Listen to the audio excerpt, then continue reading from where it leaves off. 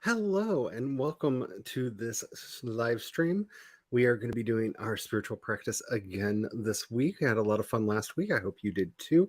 Today, we're going to be talking about the re-enchanting of the winter solstice, and it's going to be a lot of fun and probably a lot of food chat. But I am not alone. I am joined by the wonderful Megan McCarthy, the Hello. phenomenal Glory Fink, Hi. the I guess he's all right, my husband, Yo, and Carrie Arthur, who I say it this way so you know how to find her YouTube channel. Wonderful, wonderful mom writer, and we're all here. Uh, how is everybody doing today? Let's just get that out of the way before we get into stuff.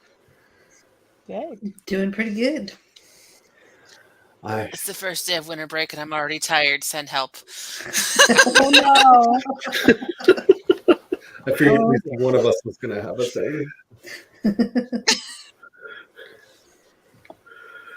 I have been redoing all of my websites, and I'm very glad to say that if you go to creationspaths.com now, it will take you directly to the Substack, where you can find all the things that I am writing over there, as well as some treats that will be coming soon. Ooh. Everything else would be spoilers. Hmm. But I'm very excited about all of that. Alrighty, let's just go ahead and get started. Shall we? We're going to begin as we have been with a candle lighting by Glory.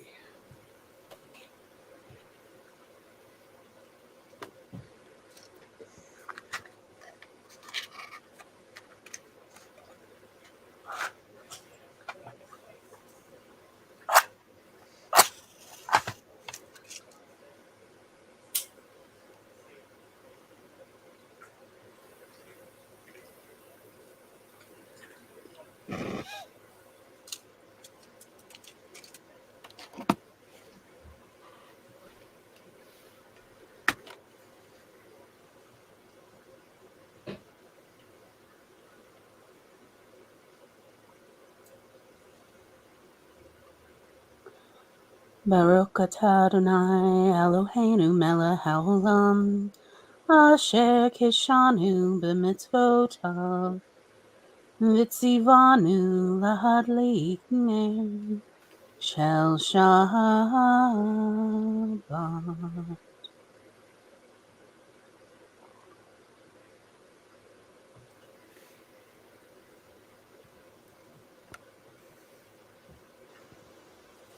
Shabbat. Shabbat shalom.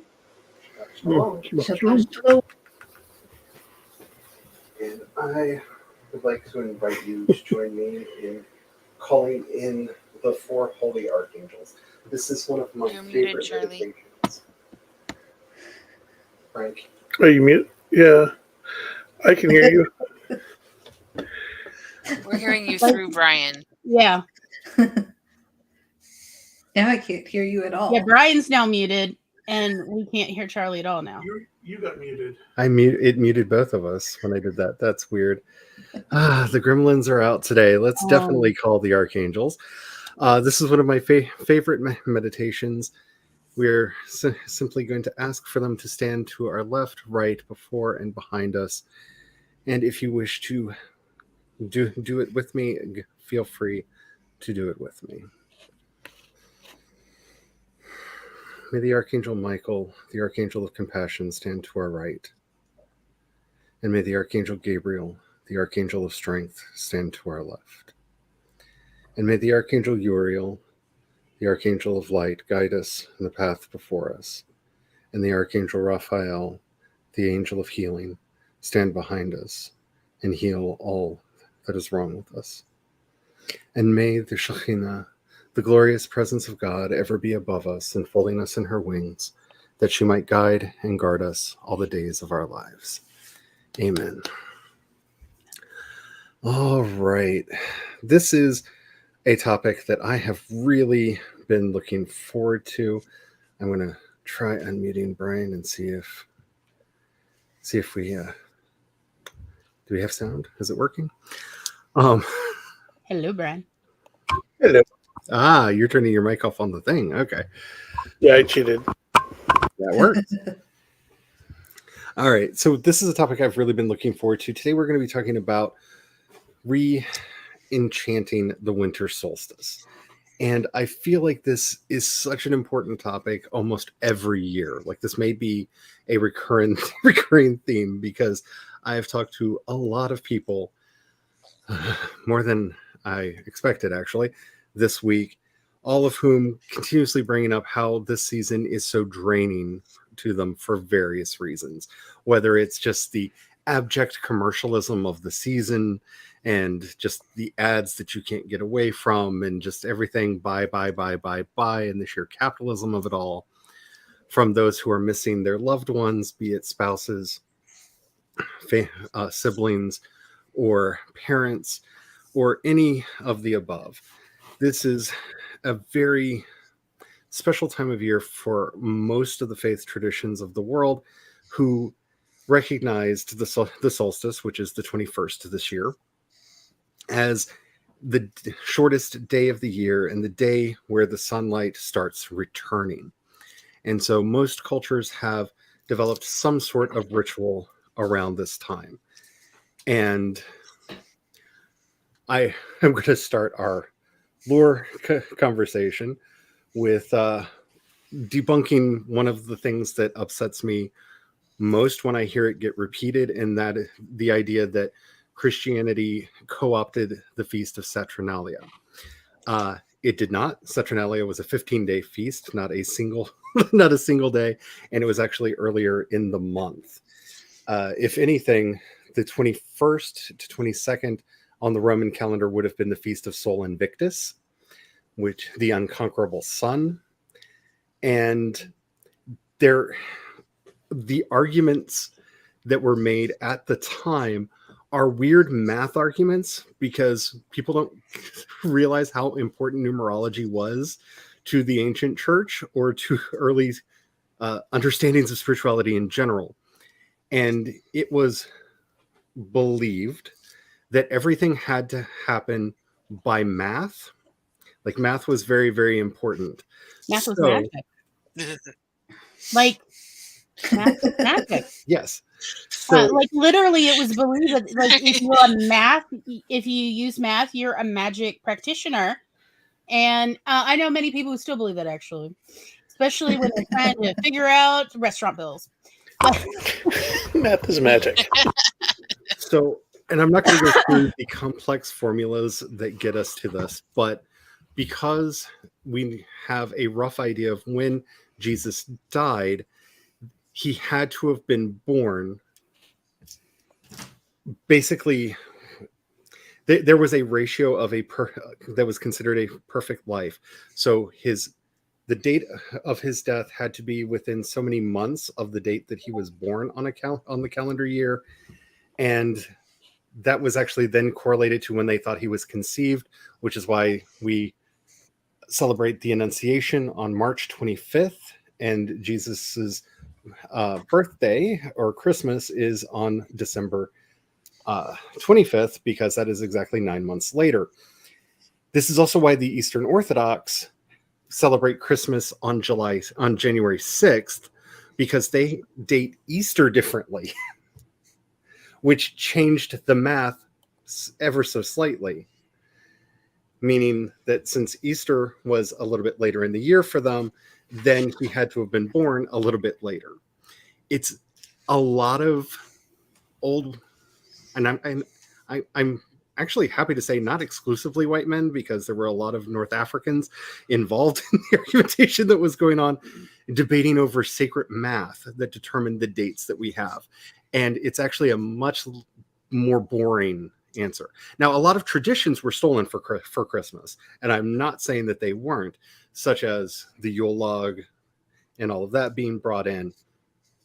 But it was a very complex numerology thing that got us to where we actually are for Christmas and the birth of Jesus.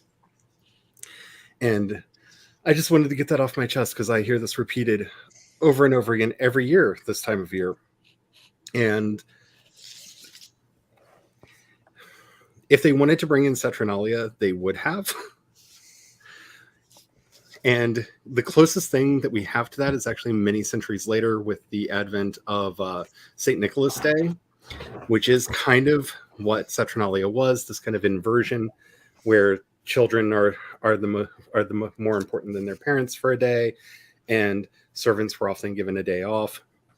But the correlation is not as strong as people want it to be for Saturnalia. So, having said that, a lot of what people think about this time of year are obviously Hanukkah, Christmas, the American, I don't know what to call it, tradition of Kwanzaa, which is generally practiced this time of year, or the various fire festivals of the Celts, Christmas, the solstice being one of them before Christmas even came to the islands.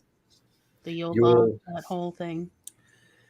And all of these stories have like one thing in common, and that's the bringing back of the light. Everyone had their own beliefs and practices around this. Very few of them actually believed that they were bringing the light back. Most of the more ancient stories dealt with a mammoth fight that was happening at this time of year, and one side becoming victorious over the others, and everybody celebrating their victory. We see this a lot in Nordic paganism, for example. This was generally seen as a time of warfare amongst the gods against the wolves of night. And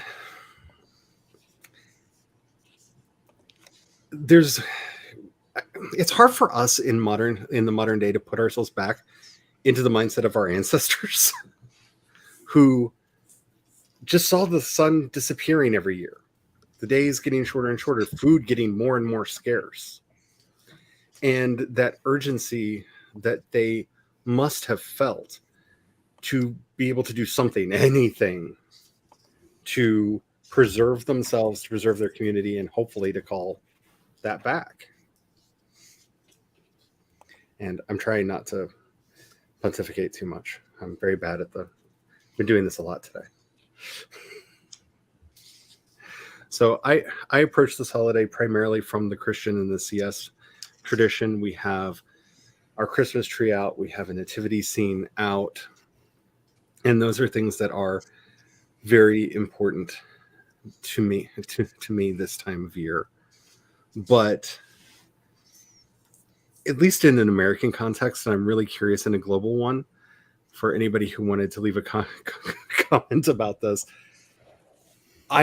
my main go-to thought this year is actually from the Boris Karloff animated How the Grinch Stole Christmas.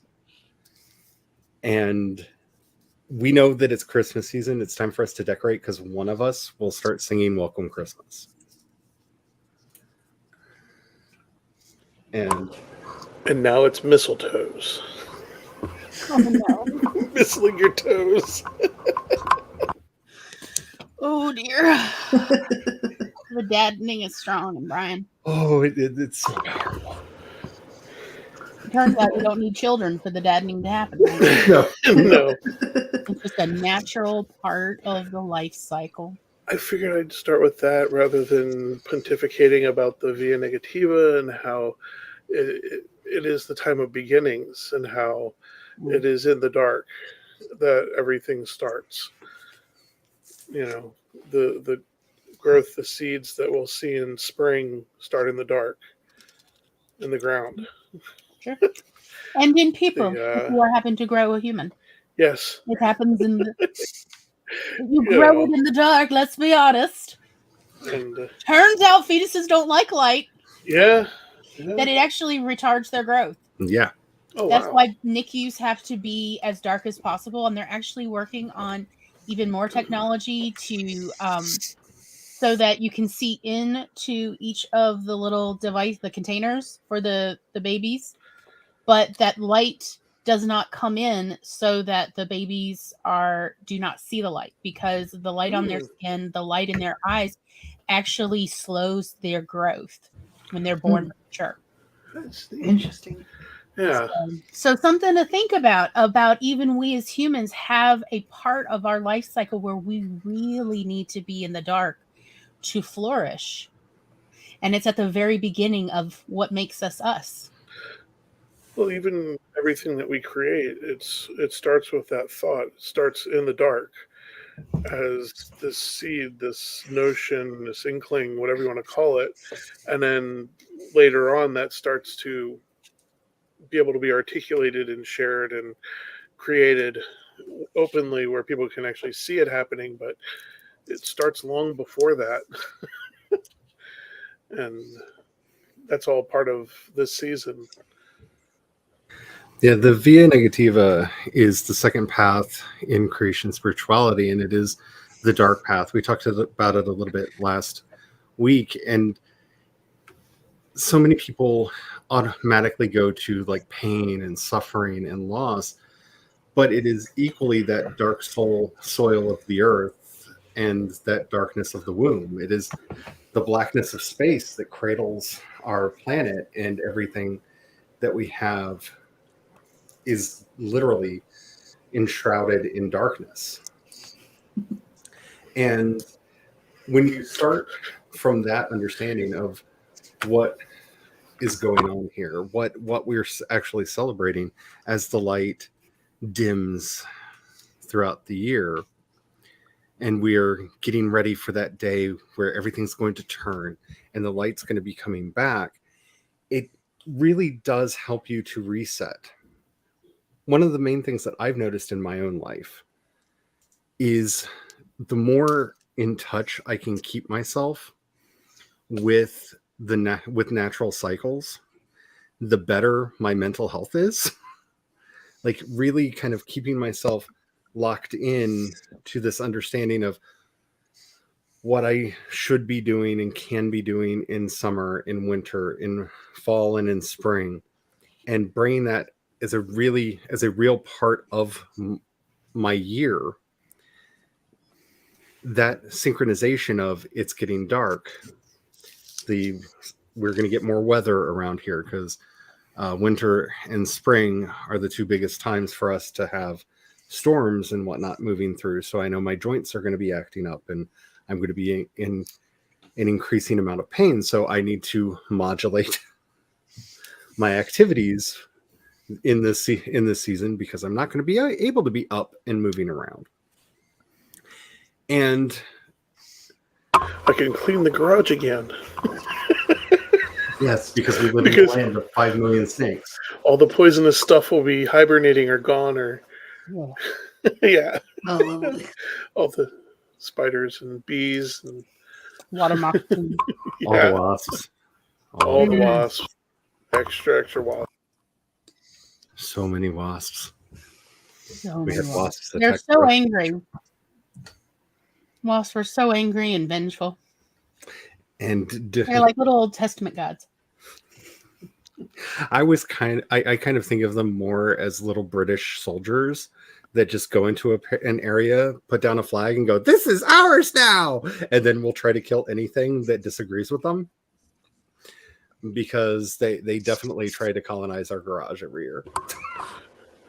The only wasps that I'm okay with are mudwarps, because they eat spiders. Yeah. In a sort of nature horror sort of way. And the other ones will get the mosquitoes, so they get that other part of the yard. Yeah. Yeah, the swampy parts of the yard, that's yours. Put your little flag down here. Just not Eat the mosquitoes. I'm good. Mm-hmm. It's an endless war with the wasps around here. It really is. But yeah, thinking of this time as a time of gestation, which was often a way a lot of these stories were seen, because spring is the time of new birth. Many of the fall rituals actually detailed the gods and goddesses coming together to make new young, and the protection of that new life throughout the winter into the spring when it could come forth. In one version of Celtic mythology because we can't agree on anything. Um, it is our want. The stereotypes. Anyway, okay. It's about my own people. I am like You're not I wrong.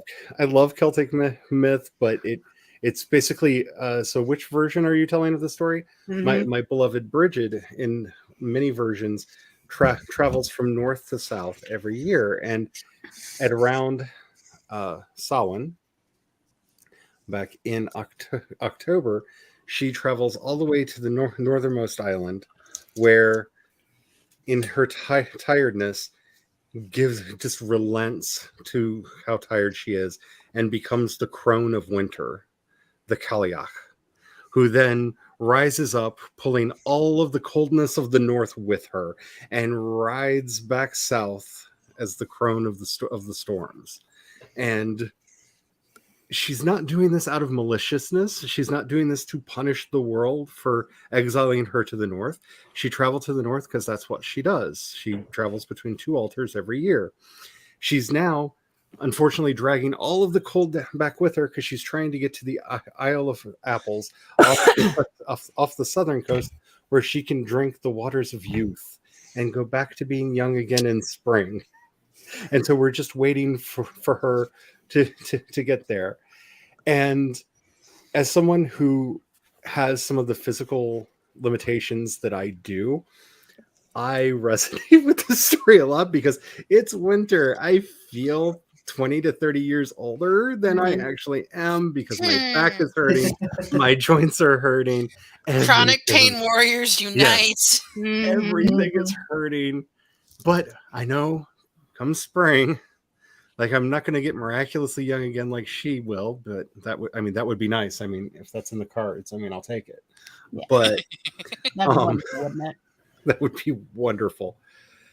But I do know that come spring, I will be feeling better as the weather starts to balance back out, as the fronts become less.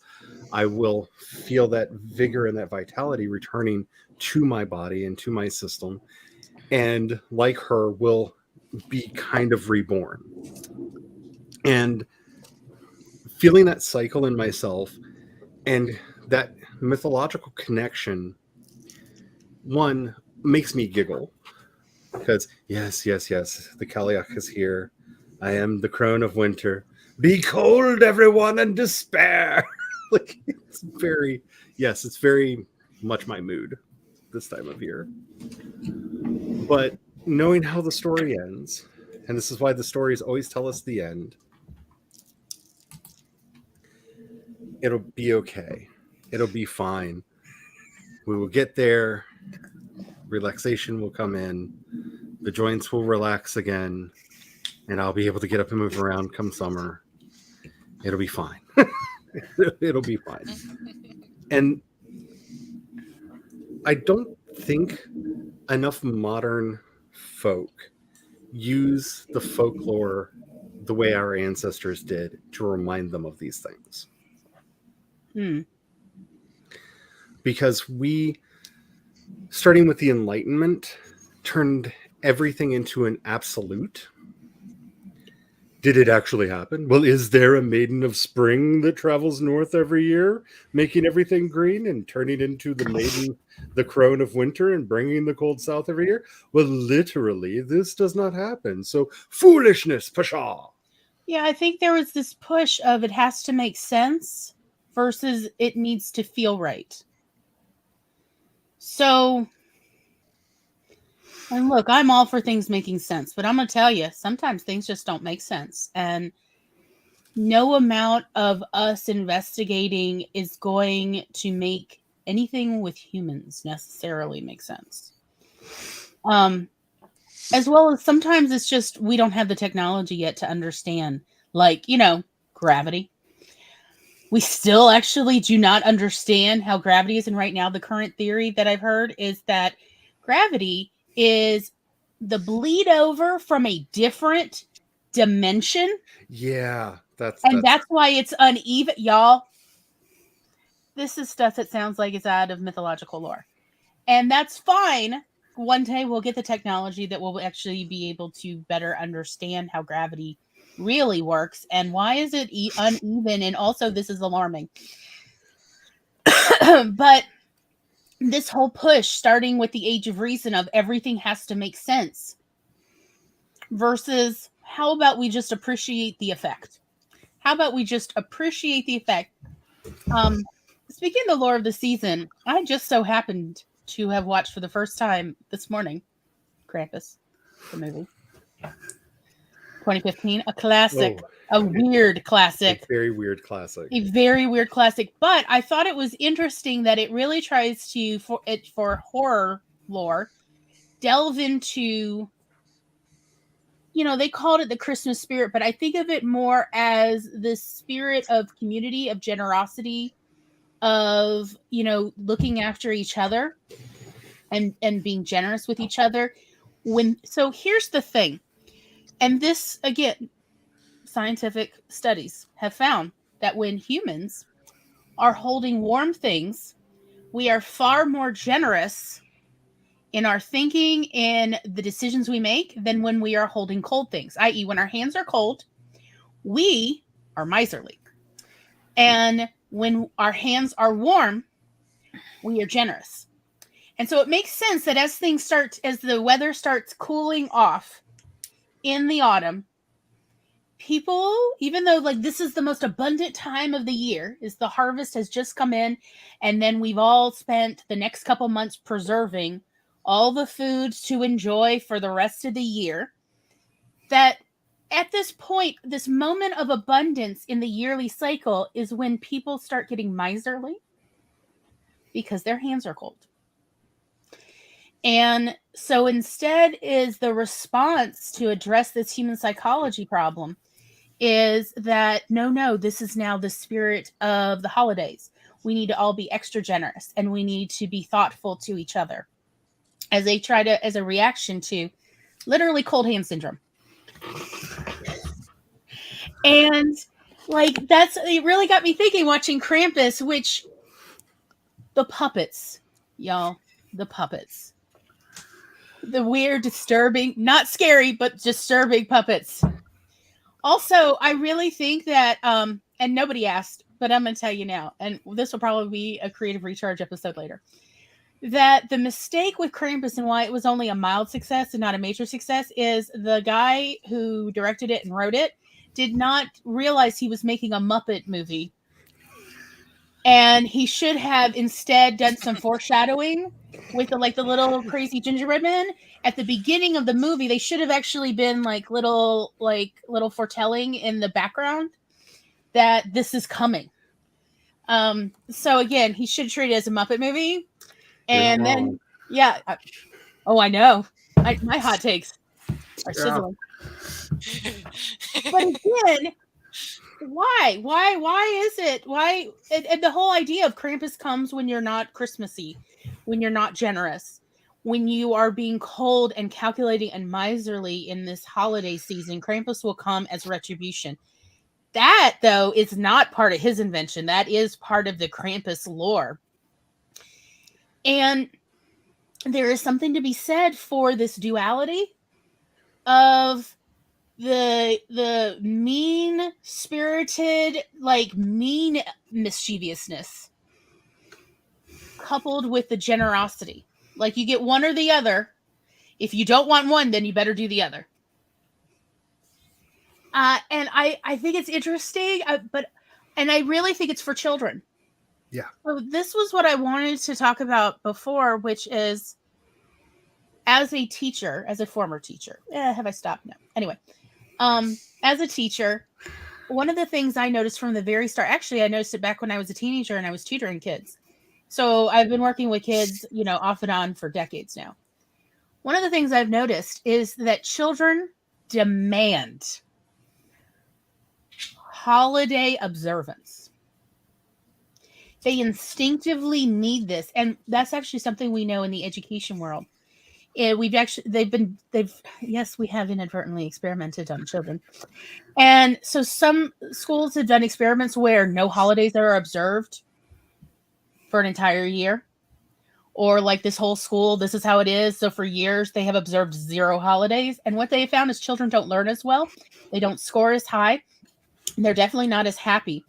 But essentially all their performance numbers, even their physical performance numbers, like how high can you jump and how fast can you run a mile, all of them are less in environments that observe no holidays. Huh. And it is literally proportional of how many holidays does your school observe is proportional to how high the performance is above the average child, that sort of norm of the middle of the road. So the schools that observe the most holidays, like Flag Day, and Walk Like a Duck Day, Talk Like a Pirate Day, all of those ridiculous holidays that we have just Groundhog's Day. Groundhog's Day. Oh my God. All of those children actually perform better. So children who don't know anything about the world, their psychology needs us to observe holidays with them. They need to observe holidays. There's a lot of theories about why. Those are still up in the air. But we know this. And I always thought it was so interesting because even like in my own classrooms, I'd be like, well, here's the calendar of holidays. Which ones are we going to do something? And the kids would decide which ones they cared about, what they wanted to do. Hence, like how, yes, I could throw a party on $0. If the kids want to do one, we're going to do it. Because they're going to try harder. They're going to be more excited. Oh my gosh, the anticipation, y'all. Oh, they're going to get all that dopamine and serotonin. Yes. They're going to pick up those endorphins left and right. But are we as adults any different from children? Not at a molecular level. We sure aren't. Not DNA-wise. Our brains, they're less plastic than children's, but they haven't stopped being plastic, it turns out. They used to think adult brains were not plastic. Oh no. You could your brain, if it's missing half of a brain, will just make up new hemispheres of we need this. So somebody who shouldn't be able to talk can absolutely talk. We can build it. Yes, we can do what we need to because humans are made of imagination. We exist out of like possibility. And so I think it is like very interesting that people who observe holidays are happier than those who do not. And that includes the holidays that you're not necessarily totally into, whether it's Thanksgiving or Christmas or the Yule log. I used to think the Yule log one was kind of dumb. And then I went to a proper pagan Yule log party and was like, these people are so much fun. And all it was burning an enormous piece of wood, like, most of a tree, to be honest, that had been aged. It had been seasoned. And yes, watching some very ridiculous adults dance around in a very ridiculous way, drinking mulled cider and singing some ridiculous songs. Some I knew, some I did not. But it actually, afterwards, I realized I do actually feel better. There is something to this. It did feel right, and I didn't feel cold. Chip and Dan Heath wrote a wonderful book a while back called The Power of Moments, which goes into what it started as them looking for the answer to the question of why is it that there are certain things that you can remember every detail of and just tell stories about forever, and most other events just kind of slough through your memory and out the other side, and you could never remember what was going on. And they went and talked to a bunch of psychologists and psychiatrists and people trying to figure out how brain do, how does this work. And the main ideas that they put forward in the book was how to make things memorable. That I almost feel like that would be a better name for the book. And a lot of this comes down to it's how we frame the events. It's how we tell the stories. There are so many birthday parties that I've had that I couldn't tell you who was there. I couldn't tell you what happened. I couldn't tell you what, if any, gifts were exchanged. I have no idea at all. that time my sister took me to Chi-Chi's and put that sombrero on my head and had everybody dance and clap around me and embarrass the crap out of me because she knows that I don't like being the center of attention like that, while she did that wonderful witch cackle of hers in the background so hard we thought we were going to have to take her to the hospital because we didn't think she was going to be able to breathe normally again. Oh yeah, I vividly Burned in there forever. remember this. There is a literal part of your brain labeled the sombrero memory. And it's not just because of the mildly traumatic experience of being paraded around like they did. It was a lot of it has to do with the way that we ritualize certain behaviors. I have a really hard time with my memory in general. Persistence of memory is not a thing that I have good access to. If you were to ask me what I was doing this morning, I could probably tell you a little bit, and then I would point you to any of the podcast things that I recorded for more access to what I actually did. Because my brain does not like retaining memory. What did we do on the stream yesterday? I remember who was in chat. I remember what we were talking about. I remember what was going on in the game. I can tell you all of those things. And it has to do with the ritualized nature of it. We all get together. We talk about what we're going to do. We are following the pattern.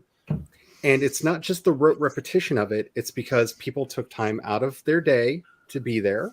It became a special thing. We don't get to hang out with just Tom a lot. You know, he's in chat right now, and we get to talk to him on Mondays, and sometimes he's in the background during the hangouts that we do in Discord, but we don't get to have that time a lot. So it's a special time. A lot of people that are in the chat during those Thursday night streams, we don't get to spend time with throughout the rest of the week. And so it becomes this very special moment. And those things get burned into the mind. And that's why I remember more of my Christmases than I do birthdays or Thanksgivings or things like that, because there are the things that you do.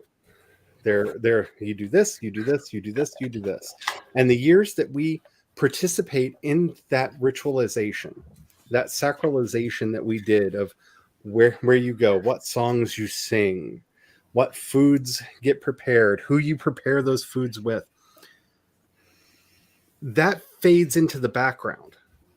That I don't have like vivid memories of making the stuffing every year. I do remember a lot of the conversations I've had with people while making the stuffing, because we are distracting those parts of our brains that are easily distractible through the routine actions of the ritual we're taking part in. Mm-hmm. And a lot of it is that. Why is there drumming at most pagan rituals? Because it distracts your brain and it syncs everyone up. Mm-hmm. That's why. It also tends to sound nice, especially when they have a really good drum circle going. It sounds amazing. But on a practical level, it syncs everyone up and it fades out the distractions. It quiets the anxiety and that exists in people's minds for at least a few hours. It's a respite. And it's like what Tom said, versus what we have now with the modern Christmas, reminding people about charity and compassion, Passover, to remind you to let go of the past and move forward to the future. Mm-hmm. Like these traditions are still important to us. Meister Eckhart was both hailed as a saint and condemned as a heretic for the exact same statement, which he said, a wild ride. Well, which he said right to his bishop's face. What good is it to me if Jesus was born 2,000 years ago and he's not born now? What good is it? And that's what we are doing with these rituals, with these stories. We are enacting the stories. We're enacting our legendarium. Why do we light candles on Samhain? Why do we set out a plate for the dead if you do that? Why do we make offerings to the dead if you do that either as Samhain or as a Dias de la Muerta tradition? Do you literally have to believe that something is going to come and take things off of those plates, sometimes giving of yourself is the important part of it. Mhm. We light the candle. Maybe there's woo, maybe there's magic, but we light a candle It's pretty because though. it's very pretty. I'm here in Southeast Missouri. Glory is in Mississippi. Megan's in California. You're like, Carrie's in Ohio. We're in all different places, but we all have various light around us.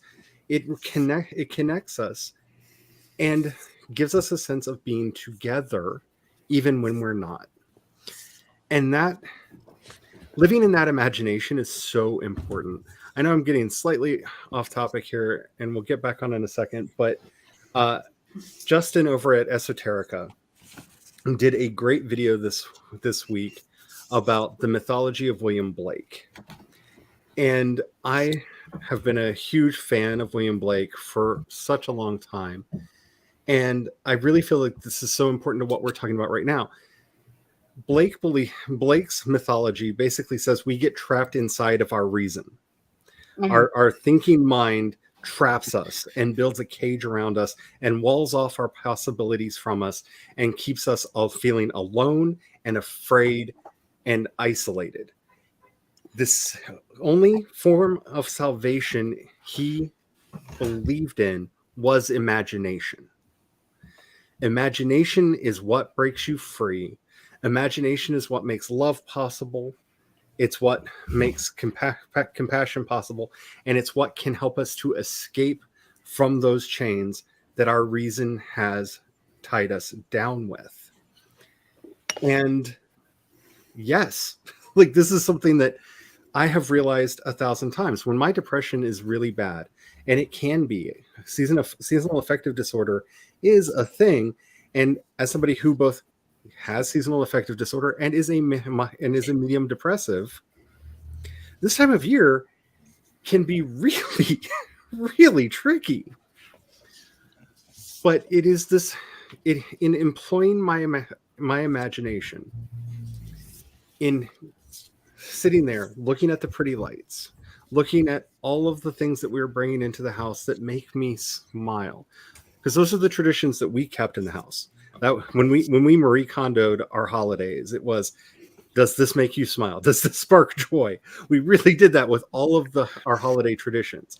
If it didn't, it went in the box, just out the door, because we need as much joy as we can in this time of year.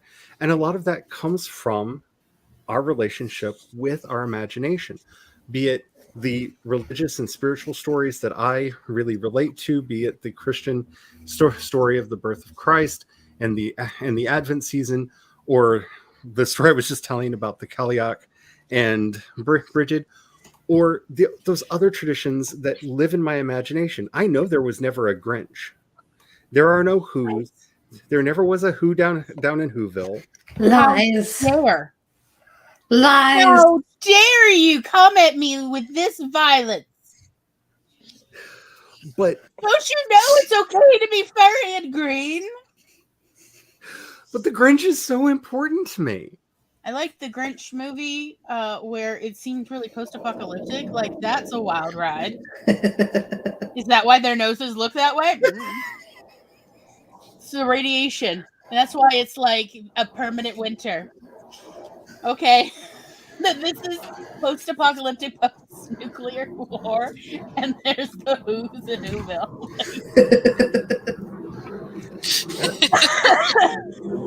Sorry, did I break you? It's fine. I'm just imagining it, and like you would not believe my the fan fiction brain got turned on. Bob's got headcanon. I've got wild rides. But one of the reasons this means a lot to me is, I was very deeply involved in the goth scene when I was living in Maryland, and I'm still very much a part of that subculture today.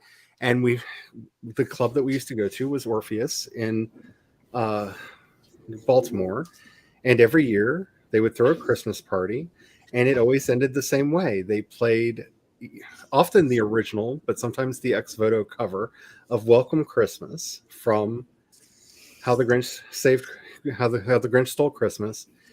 And there we were, all of us in our black and silver jewelry, black leather, silver jewelry, painted faces, all the hail satans in the world on all of our bodies, holding hands like the Who's in Whoville and singing along. Like you couldn't help awesome.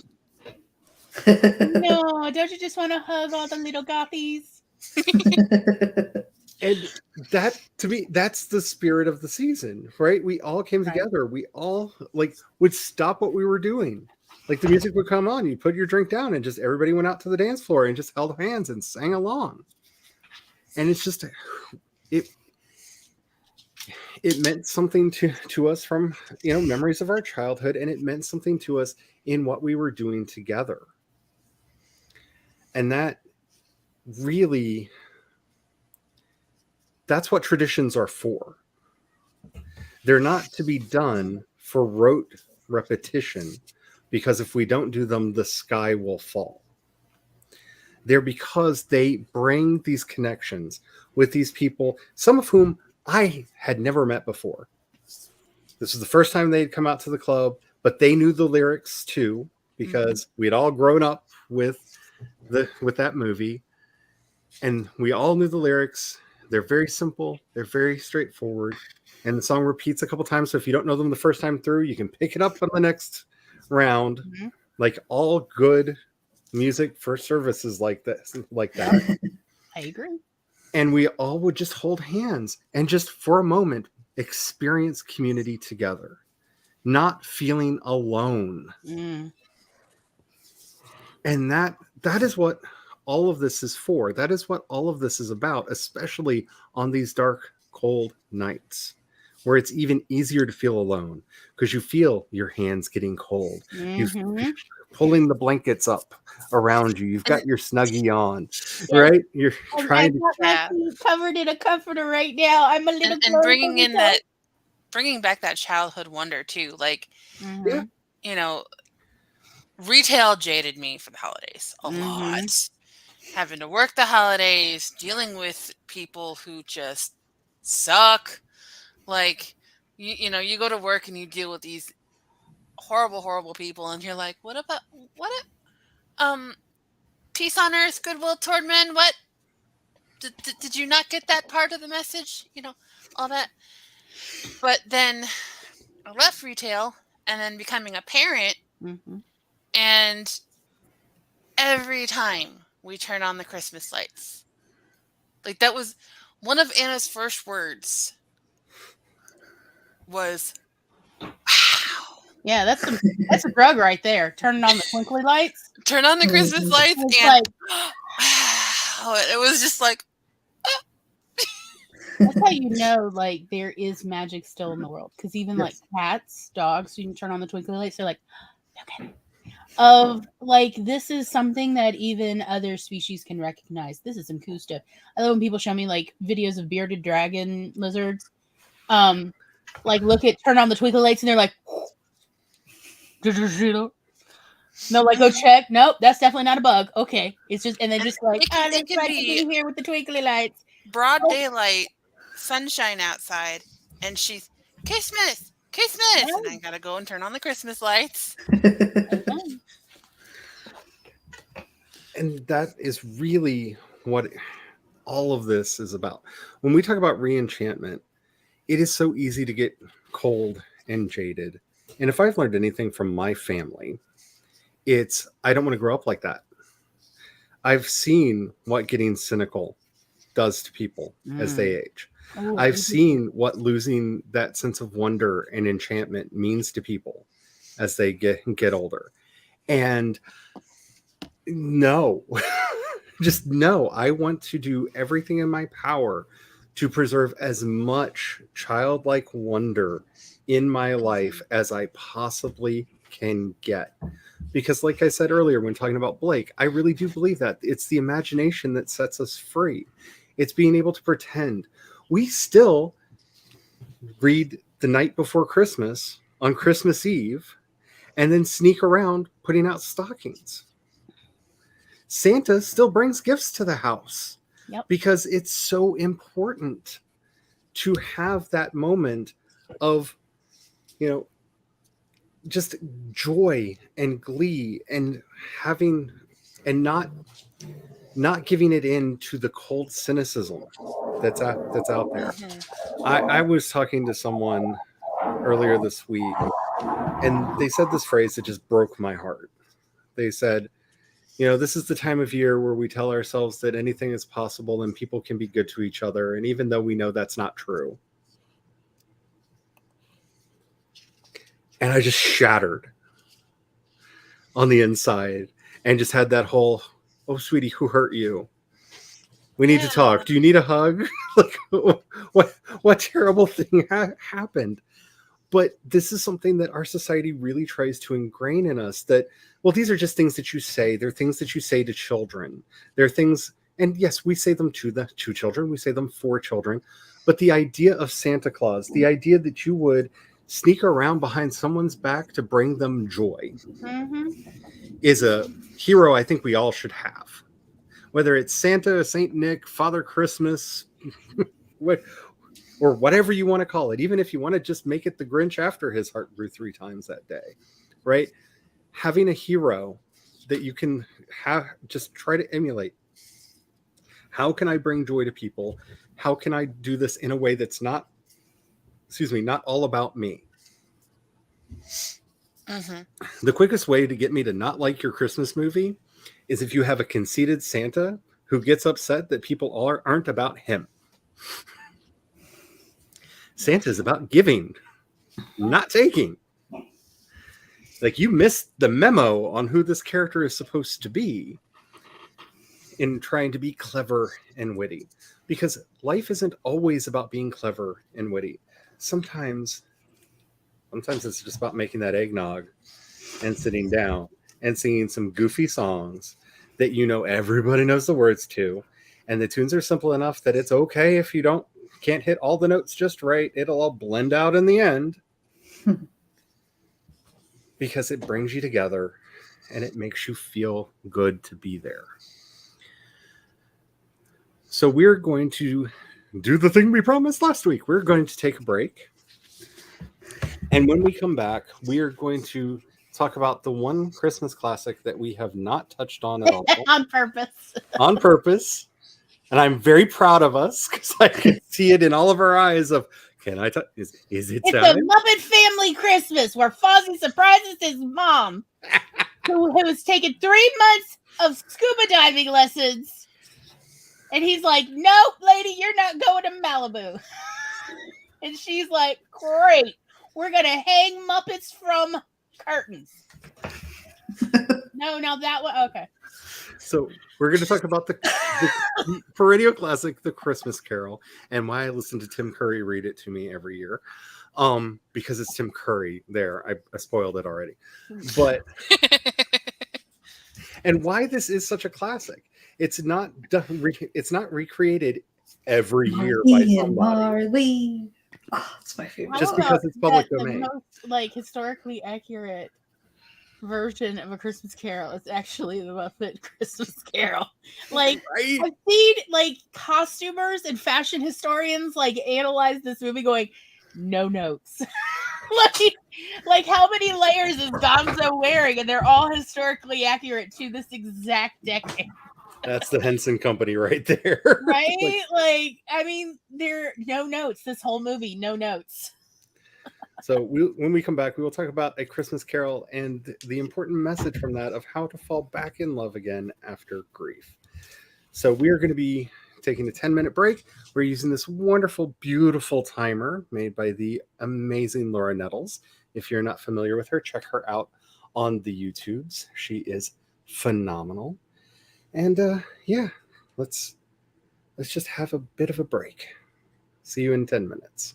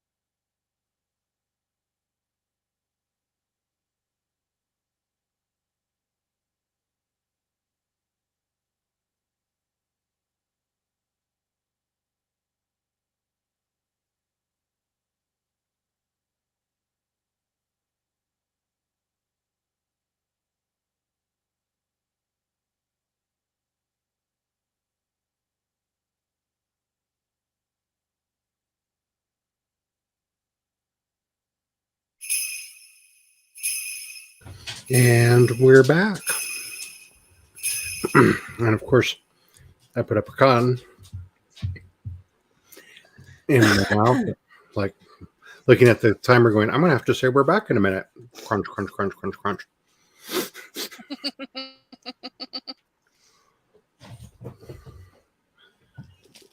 Because I'm good at it. Alrighty. So I went and got a little thing of mixed nuts as a snack for today and watched as my cats have completely disassembled the stool in front of me and have turned it into a war fort. Multiple war forts. There may be noises. I just... there may be sounds. One cat has decided that she is protecting the dungeon, while the other cat is protecting the high ground. And yeah, so every now and then one pops up and smacks the one on top and then dives back under, and then the other one will go over and smack the one below. It's a thing. Mainly because neither one of them understands how their tails work. And that...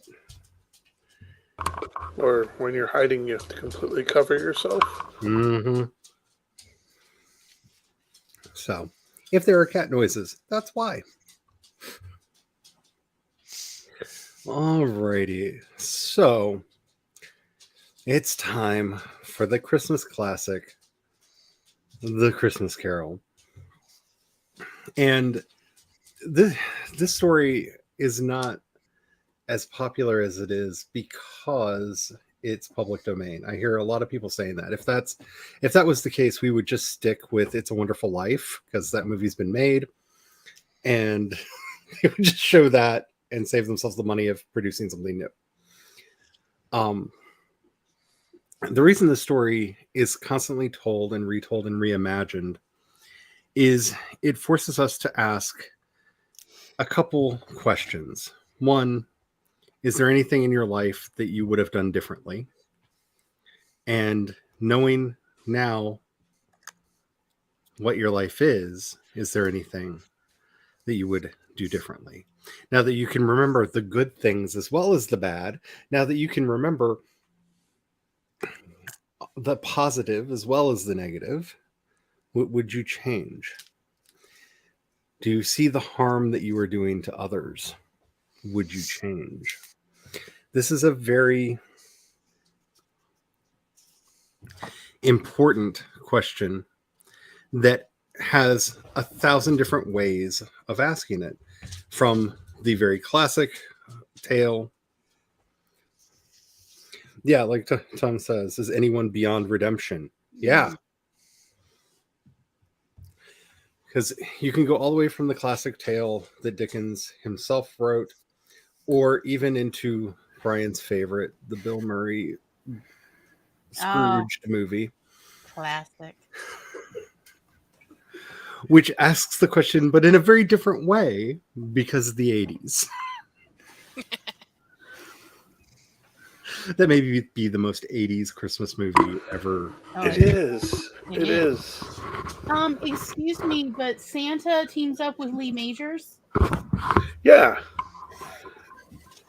to, like, what were there terrorists trying to attack North Pole? I don't quite remember who was attacking. Yeah, I believe terrorists were attacking the North Pole, and Lee attacking. Majors was sent. Like the whole thing. You have to watch it or you'll die. You know, like that was the late 80s commercials. They were this insane kind of cocaine-fueled urgency. And it has a Bobcat Goldthwait in it, which by definition makes you one of the most 80s things ever. Yeah. Because he randomly popped up in a lot. And a Grim Reaper that is even so much more appropriate today because he's filled with CRT television sets. Yes, but it really So is. he's even more Acid rain, and somehow watching a Santa film will fix that. Oh. But that is a movie specifically about the cynicism of the 80s and the Can I just me say how much generation. I love the cabbie Ghost of Christmas Past. Also, I loved all of the okay, here's what I love about Scrooged compared to A Christmas Carol, okay? In A Christmas Carol, all the versions of Christmas Carol, they mostly treat Ebenezer Scrooge with kid gloves. But in Scrooged, it's like, no, you can go fall down a flight of stairs for all we care. And that just has a certain kind of catharsis. Especially when he's slapped. Oh, every time? Every slap. It's Every just time. like, What is her? Carol Kane? What is her Yep. name? yeah. Yep. Slaps It's the really- crap out of him, backhands him, Yeah. runs him punches into a him. door multiple times. And he's like, oh, and she's like, oh, did that hurt? Poor baby. Anyway, let's do this. Like, it feels good. It is catharsis for us because these bullies don't get their comeuppance. We don't get any justice. How they are just, they wreak havoc with our lives. They downgrade all of our lives and they never get anything. And I'm not saying violence is the answer, but sometimes it feels good to watch it. A little bit. A little kiss of violence, a little soup salt. Oh, and how she's like, oh, did that hurt? Aw. Smack. How about that? And let's go on with my mission. Let me show you how your brother talks behind your back. And that's one of the things that really makes that movie work as a modern adaptation, because it is addressing the issues of the day, and that's why it is a perennial classic, because it does do exactly that. As somebody who grew up in the 80s and has both fond and nightmare memories from this period. Sorry, the cats are wrestling now. I don't know how much the microphone is picking up, but there's very loud thumping over there. All I hear is the skittering of I hear nails on claws on. The nails Yeah. on the floor. Yeah. Yeah. Sasha went over to break it up. The interocitor hopefully won't get pulled into the middle of it. But the way that story was about greed, because that was the original sin of Scrooge in Scrooged, of Bill Murray's character, was greed. And if you actually pay attention, each version of the story slightly changes and augments what it is that makes the Scrooge character the Scrooge character. The Bill Murray Scrooge character is the 80s stuffed shirt yuppie who is all about his job. Nothing else matters. It is all about the job. It's about promotion, more money. Nothing, to hell with everything else. It's all about the money. And while there is some of that in the original story, Scrooge became miserly in the original story because of loss, because of the things that were either taken from him too soon or that he was not bold enough to try to hold on to. He lost his loves. He lost connection to everything that made him him. And the shock when the Ghost of Christmas Past takes him back and he sees himself singing Christmas carols and being happy, dancing,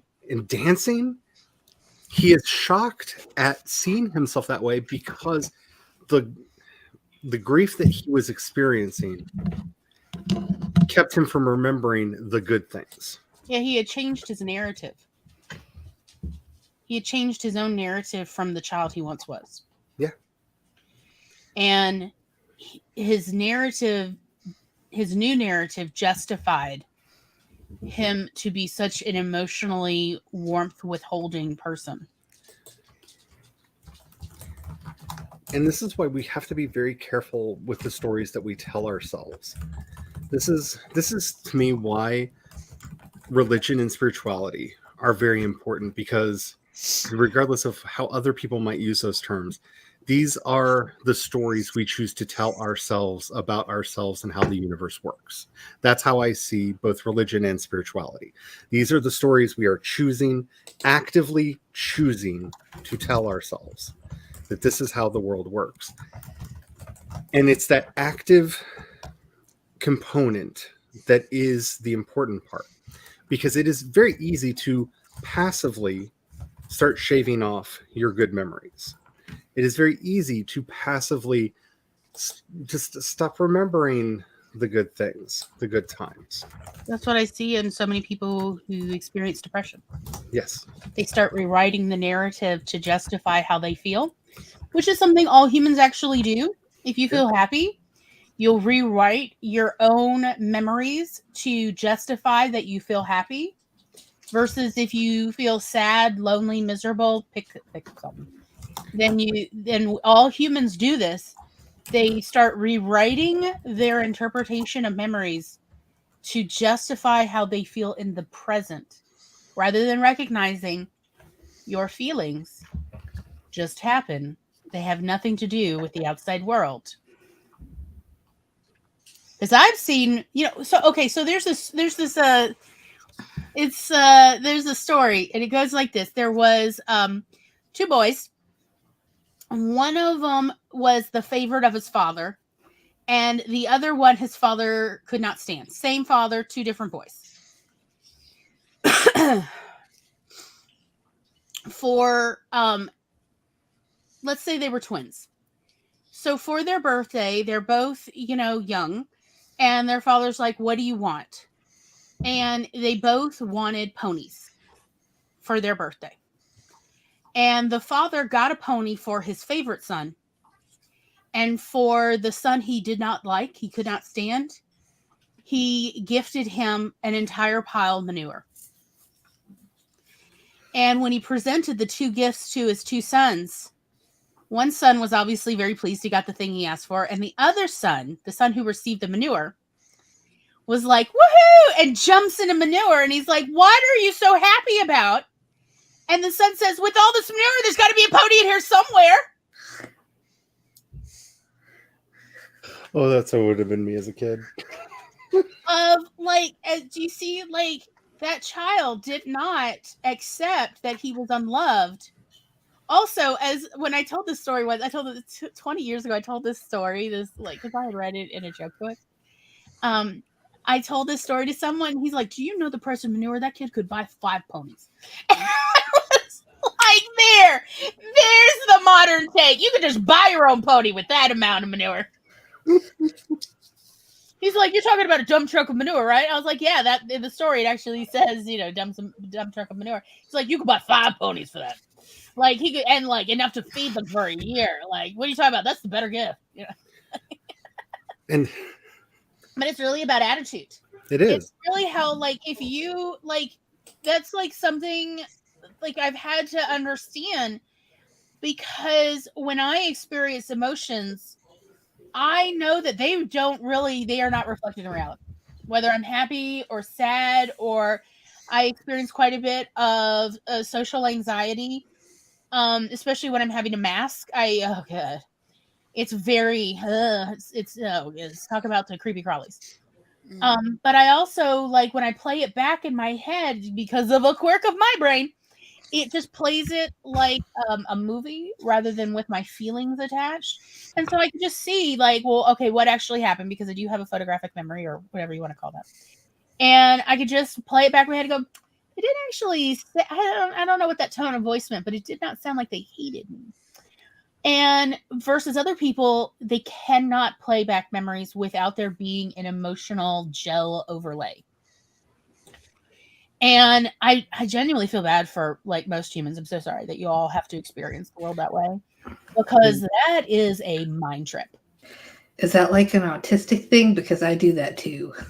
I mean, maybe it's definitely, it sounds neurodivergent for sure. That's all I could honestly say. If my therapist said, "Oh, well, you have, it's a disassociation thing," and I was like, "Is it?" And now I'm not entirely convinced that it's which came first, that it's the disassociation. I think it's the neurodivergence. And then, it just so happens it's like a commingle, but it's just my personal opinion. But neurotypicals, they absolutely cannot experience a memory without the emotion that goes with it. Because they're anchored by emotions. And this is why you have to be very careful when you allow yourself to reminisce. Or I was thinking about this with Tom's, that's a good power of nostalgia when it's not warped. If you are having depression, be very careful bringing up your good memories, because the way our brains work, memories aren't just stored like a file on on a computer. They are brought into your mind and then rewritten back into it. It is a read write procedure that's going on in your brain, and the memory will change subtly every time you remember it. If you are in a truly foul mood and you're bringing up your happy memories, trying to make yourself feel better, it is very possible and likely that you will augment them to bring up any of the darker tones, any of the bad things, to rewrite them back in your memory, and over time erode that good memory and make it something bad. You have to be very careful how you use your recall when you, because I went through this with one of my therapists, who is the person who explained that to me, because my mother's big thing is just think about all the good things. Just think about all the good things. And I had gotten to the point where I honestly could not remember a single good thing that had ever happened to me in the history of my life. Because in that dark, depressed rumination, I would bring up the good thing and then start needling it. Just start picking it apart. And, well, I don't think they really had a real smile on their face. They were just placating me and pretending to be happy with the thing that happened. And, oh yeah, but so-and-so spilled the thing. And like any little minor flaw, real or imagined, was blown up to the point where I could not remember a good thing. And this came into sharp relief when I was talking to my sister, and she was telling me a story that I had actually been thinking about earlier that day. But all the events were the same, but the context was different. And so what I had turned into this just dark, shadowy, noir film of a memory wasn't that at all. I had gaslit myself into remembering the events wrong because of my own depressed state. And we need to be conscious of this. This is what we see the character of Scrooge doing in all of these films. In Scrooged, he didn't break up with her. She left him because she couldn't keep up with him. He didn't see that they were developing in different ways, that he had lost the generosity that he had. He was no longer doing things to make her laugh. He was not contributing to the relationship anymore. He had completely ignored all of that until brought back by the ghost of Christmas past to see it. He didn't see how much he once enjoyed being with his brother. It was all about the money, and he had rewritten everything to, we were both out there as go-getters, and then you just decided to jump out of the race. And then you left me. And that's not what happened. In aside from the Muppet version, the most recent other version I saw was a stage play, high school performance. Not seeing his nephew because he was so close to his sister that it was a painful reminder of how she died early in life, not long after he was born, and he couldn't stand to look at him. We have to be cognizant of how much we project onto the world. And I think that is a lot of what the Scrooge story tells us, is that in his grief, in his pain, he had rewritten his entire backstory. In every version, no matter which version it is. My personal favorite, and it's because of really simple childhood memories that make it my favorite, which is the Disney Christmas Carol. And it's twofold. Oh, Mickey's Christmas Carol? Yeah, Mickey's Christmas Carol. Because, and it's kind of a twofold reason. It's not only that the memories associated with the earliest times I got to see those movies. The only times I'm such a Disney-focused person, because the only time my mother, father, and I didn't argue about things was when we watched Disney movies. Mm. That was the one thing all three of us could agree on. And those are some of the most peaceful, beautiful, happy, joyous memories of my childhood, is the three of us watching these movies. And so that has a lot to do with my love for Mickey's Christmas Carol, but it's also because they turned Scrooge into a character. Scrooge McDuck became a character that I got to see his life afterwards. And hello, Laura. Hi, Laura. Hi. And I got to see his life afterwards and how he learned to relate to his nephews, to Huey, Dewey, and Louie, and in the newest version with Webby. And I love Webby in the new version. Mm-hmm. I like the new Webby so much more than the old Webby that I grew up with. But I got to see that change in him. It's not it as somebody who was very much a Disney afternoon kid, watching the Mickey's Christmas Carol and seeing this like origin story for Scrooge, and then watching the DuckTales and seeing, but he did actually change. He became a better person. It did actually work, and it stuck, and it stayed with him. That's something we don't get from other Scrooge stories, really, because one, when they're incorporated into a sitcom or a TV series or something, they're a dream. They're somebody got sick and is having a fever, fever fantasy or something. And so they're just kind of this thing that happened off to the side of the series. And because of the nature of most episodic television, you don't see the effects of that back in their life, because everybody's reset to where they were by the next episode and moves on for a lot of shows and the way that they work. And Scrooge is such a meaningful character to me, because with Scrooge McDuck, as a child, I not only got to see this change in him, but I got to see that it stuck, that he was able to become somebody who could love his nephews and, be a good force for good in the world beyond just what happened in the story. I like that we didn't sugarcoat it, and that you see in the comic books and the TV show that he continued to struggle with miserliness and greed, but that he was open to being reminded, no, let's not be this way. That is what I like, to show that he was a real person who, the pathways in the brain were there. And so he did need reminders by everybody. Everyone needs reminders.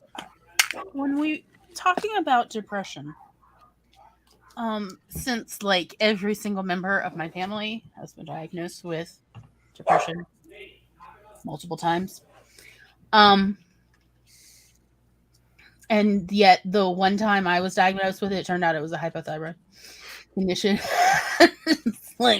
So I'm the odd person out on this one.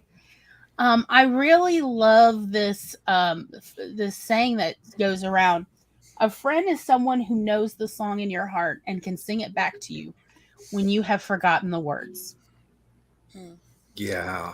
And that's literally what I think about with dealing with various members of my family when they're experiencing depression, is hearing them tell me a memory and going, I was there and that is not how I remember it at all. And they're like, okay, how do you remember it? And then telling them what I remember and the rest of the story sort of situation. And then it's often like, oh, is that what's going on? I'm like, yeah, I can't believe you forgot it. Of singing them the song back to them to help them remember who they really are and what happened, to essentially keep the memories accurate. It helps that I'm the oldest in the family, and so I was there for all the youngers, and that I can that I was there and I was a little bit older, so I had a little bit more understanding of what some of these memories, what was going on, what was behind the scenes. But even for our parents, I would do that, of I was there they didn't say that. They didn't say that till weeks later. What are you talking about? You know, like, oh, is that what happened? Like, yes, your brain is lying to you. Depression lies. Anything you think that is negative while you are experiencing mild to moderate depression is an absolute flat out lie. That's depression. And that is why it is so important to have loved ones near us when our mental illnesses are playing tricks on us. To sing us the song back to us, sing us our own song to us. It's so important, you know, to keep the song true.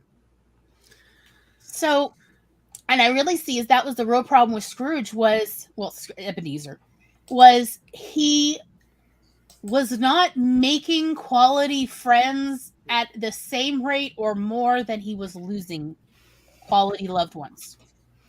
Whether we're talking about his sister or we're talking about his fiance, he was not making, he, you know, Marley was not a quality friend. No. Marley and Marley. Like, so that's what I mean about he really, that is where it led, was he was not making quality friendships.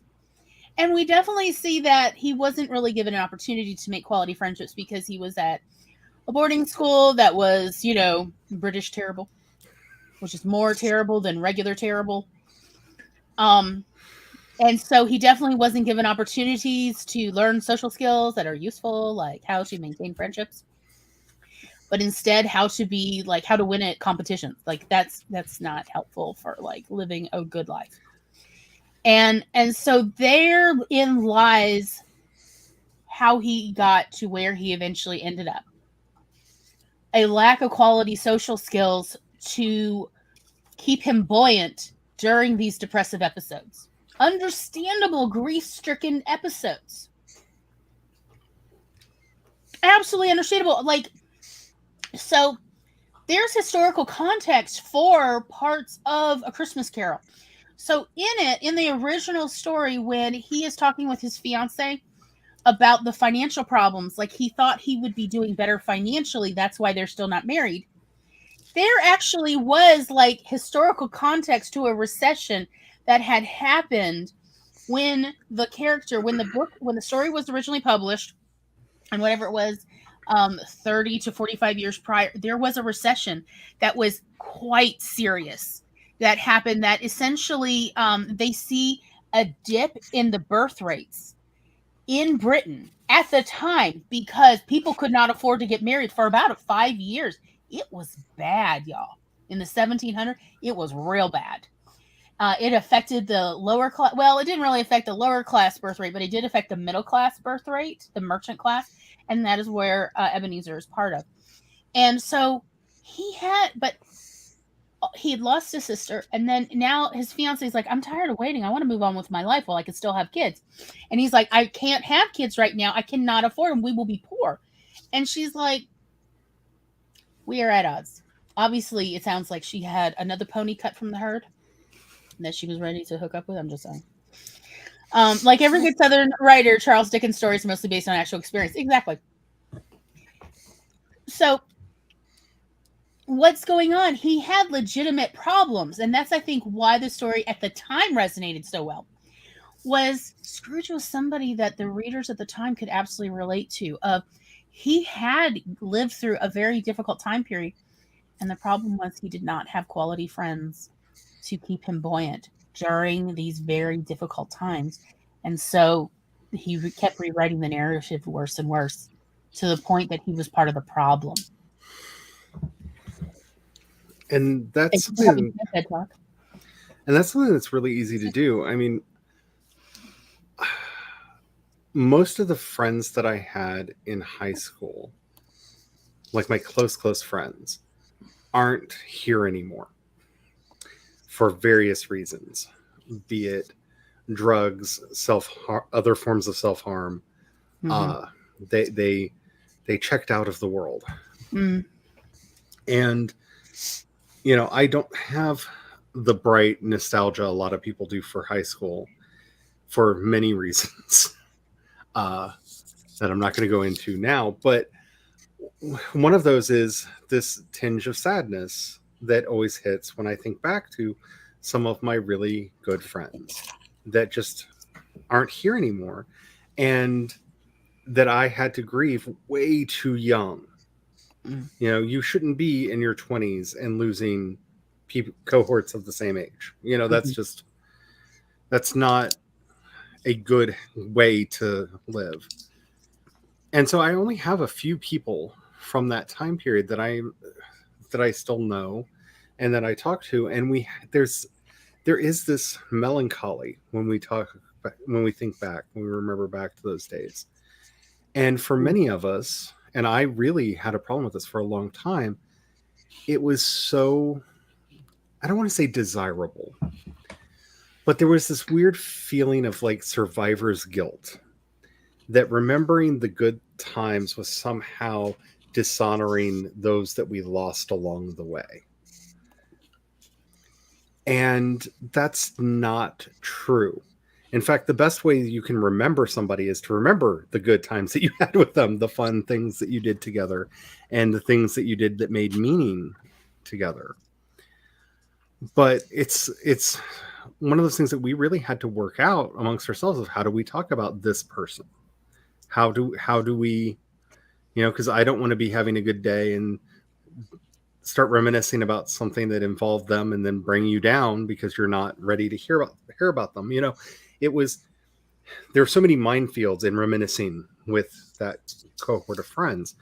And I could see how there is an alternate world out there where I went the Scrooge route. I can see that so clearly in my life of how I could have easily gotten there. Mm-hmm. Because it's hard to learn to let go. It is hard to learn to hold on. And when you do which with what? Because I've lost a lot of friends over the years. I've lost a lot of loved ones over the years. One of my earliest memories was being 6 years old at my grandfather's funeral. You know, there was about a decade of my life that it felt like we were at a funeral home at least once, twice a month. And learning what and how to hold those good memories and accepting when they will be bittersweet and when they will just be sweet. But trying to keep your eye on the sweetness of them and not giving into the bitter part of that bittersweet memory. There's one woman in particular that I'm thinking of who was kind of like a surrogate grandmother to me. She was a member of the church, and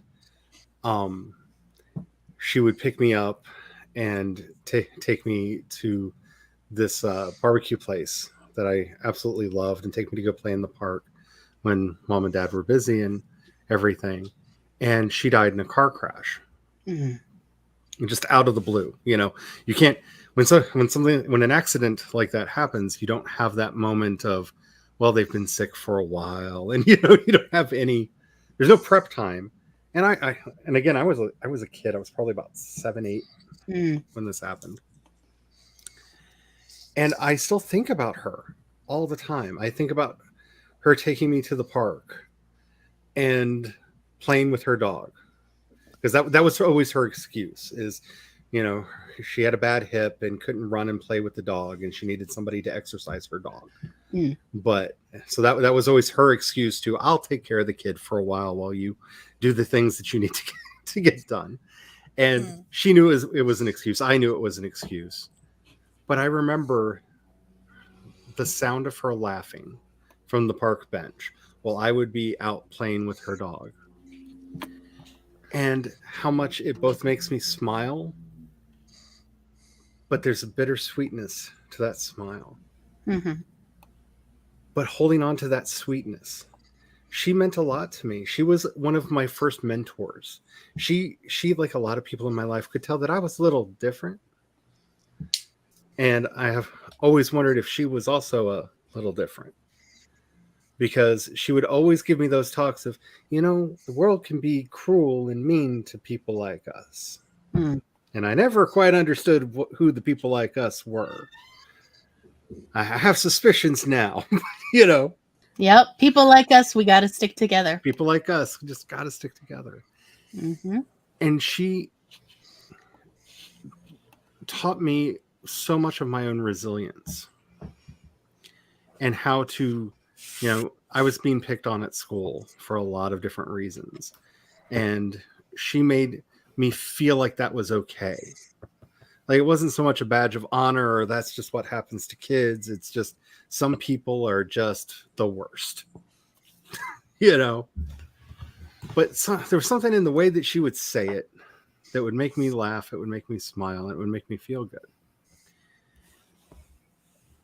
And even now, thinking about her, she's a joy that I had in my life. And that's the hard part when I say learning what to hold on to, right?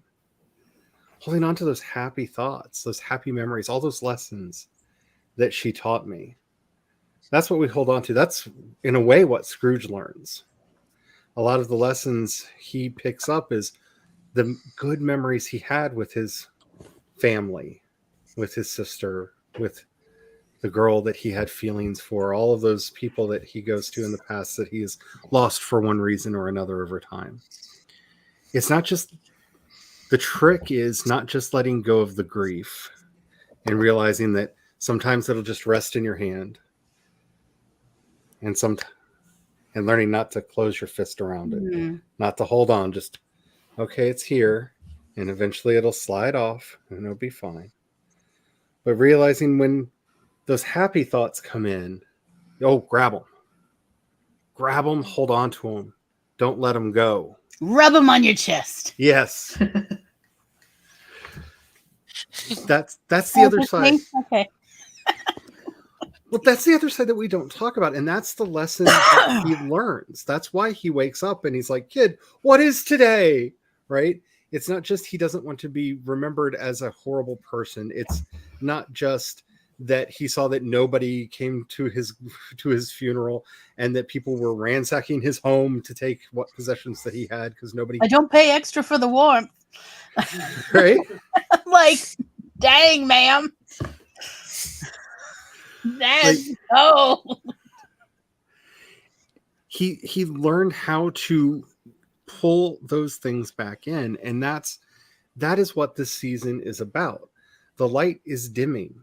It does this every year, and by doing this every year, it reminds us every year the light dims. Every year days get shorter and shorter and shorter. The sun will come back. Pain is not forever. One way or another, it ends. It always ends. And holding on to that possibility and holding on to the good things through it, that's how we get through life. And that really is the point and purpose of the season. And how we get through the grief that really wants to tear us down. I know so many people right now that are just devastated because they have such beautiful big hearts and they see what's going on in Ukraine or in Africa. And I say that broadly because like 3 different things came into my mind, and I don't want this to turn into a parade of here's all of the tragedy in the world right now, or pick your country and concern that's closest to you. And it's just, they're in this constant state of being worn down. One, know what you can fix and what you can't. I can do nothing for Ukraine. If I have some extra money, I can maybe give it to a charity that can maybe help some people out. There are some funds right now that are raising money to help get generators. Maybe that's a thing that I could do, but I have no direct line to Vladimir Putin. I can't, if I could wave my magic wand and make the war stop, yes, but I cannot do this. So the worry is something we need to learn to let go of. I can be concerned. I can have that heartbroken feeling when I see those stories that are coming out of some of these war-torn regions around the world right now. I, as an individual, and I think a lot of us need to hear this, can't fix everything. We may not be able to fix anything. And that's okay. Would it be better if we could wave our magic wands and make the bad things stop? Yes. Well, in theory. Very much in theory. Sometimes the good intended wish is cringy in the end, because people still need to retain free will. But you get what I'm saying, though. Like we need to not take everything as personally and to try to hold on to the good things as much as we can. When I think of all the people that I've lost, and this may just be because I do come from a very, very Irish family. And I can always tell when you go to a funeral, which, like, you don't even have to guess, even if you didn't know the names, which side of the family I was on, the Irish side or the Dutch side, by how the funeral works. Everyone on the Irish side of the family, you go there and you hear just laughter. And it's not because we don't take death seriously. It's because everybody's telling the story about, oh, do you remember when? Yep. Oh, were you there that time? And bringing up all the good memories. That's usually in the room in the funeral home where the food is. Yep. Yeah.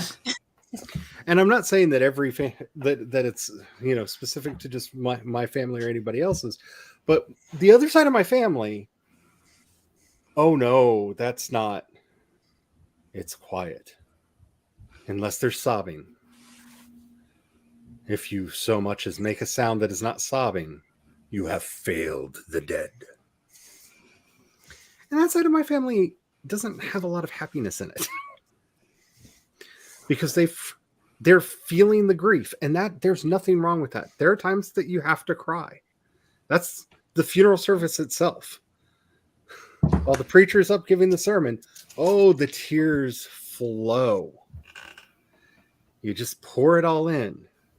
But when you're hanging out with the family in the wake beforehand or in the inevitable potluck that follows. Yes. That's where you tell the story. What's the point of burying someone if you're not going to eat afterwards?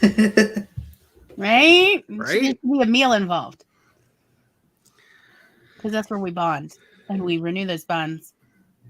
So everybody knows you're not in this alone. That you're in a community. And that you are not in the darkness alone. But you are instead with the multitudes. And that is one of the biggest tricks that depression and grief play on us. They tell you you're by yourself in this. That nobody else cares. You're by yourself. Nobody cares whether you live or die. Oh, that's the one I hear the most from people truly lost in the depression scene. So nobody cares whether they live or die. And I'm like, I am literally here. Do you think I'd be here if I didn't want to be here? Do you know what a impulsive person I am? I can find an excuse. And if I can't, I will consult with other friends to help me find an excuse to not go through this. So if I'm here, it's because I went through hell to be here. I had to get through all of my ADHD to show up. Yup. So before we go into our next break, does anybody have anything any final thoughts on this moving past grief and falling back into love, or any of the Christmas carols? Have we covered everything? I think so. Well, okay. For me, at least. I haven't said my bit. All right. Okay. So Charlie's like, great, I can take a break. Okay. No, my back is hurting and nobody. No, I'm teasing you, babe. I'm just teasing. But my thing is this, and this is what like Charlie and I talked about a couple weeks ago. Of when I was young, I very much enjoyed working with older folks, specifically elderly folks. Being a neurodivergent teenager, I liked the elderly because they are quieter. And because to some degree, they're more easygoing. I mean, let me tell you right now, boomers are so much more active than like previous generations of old folks. And so when I was in my teens, there were no boomers in like, assisted living homes, right? Because they were all young-ish. So it was like the silent generation, and I can't remember what the one before the other generation before them were called. But they were just so much more easygoing, like, hey there, young person. And I loved hanging out with them. And so, the nice part also about hanging out with older folks is they're like, so young person, what do you have to ask? Or what do you want to talk about? What do the young people want to talk about? I'm like, I don't know, but I know what I want to talk about is this. What would you say? Now you are on one end of life and I'm on the other end of life because I was a teenager at the time. And later in my early 20s. What do you wish you knew when you were my age? Or what have you learned about your life? Like, what are the skills you most needed by the time you're where you are? What are the skills you most needed or most used that I would maybe like to know now to start working on? And invariably, I would get pretty much the same answer every time, which is learn how to grieve. Learn how to grieve like a champ. And I was like, is this really a problem? They're like, oh yeah, number one, nobody's like very good at grieving. Nobody like comes out of the womb good at this. And number two, it's going to happen more. The older you get, the more you're going to grieve. And I'm like, really? Like, yeah, people just come and go in life. They don't all die, but people are going to die. People are going to die, and you'll never get to say whatever you didn't say. But it takes courage to say the things that you are reticent to say, whether it's I love you or it's why you treat me like crap.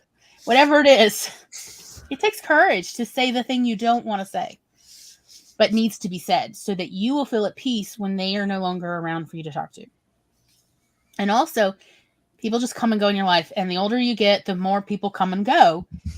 And it's important to know how to grieve so that it doesn't slow you down or isolate you. And so I was like, okay, good to know. And so believe me, oh boy, did I study grief.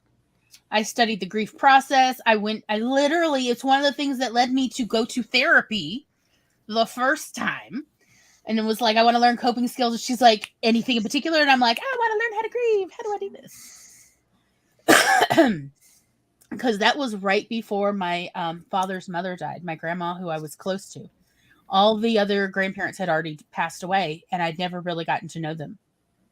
So their loss wasn't really much of anything to me.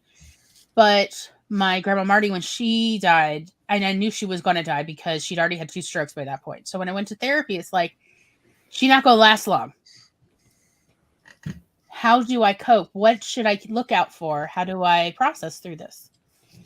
And so I would say most of my 20s, my side hobby, aside from real hobbies, was to like really kind of practice the grief process, to listen to other people discuss their grief process, and to sort of get used to the experiences, the feelings of it, because it can be very disorienting.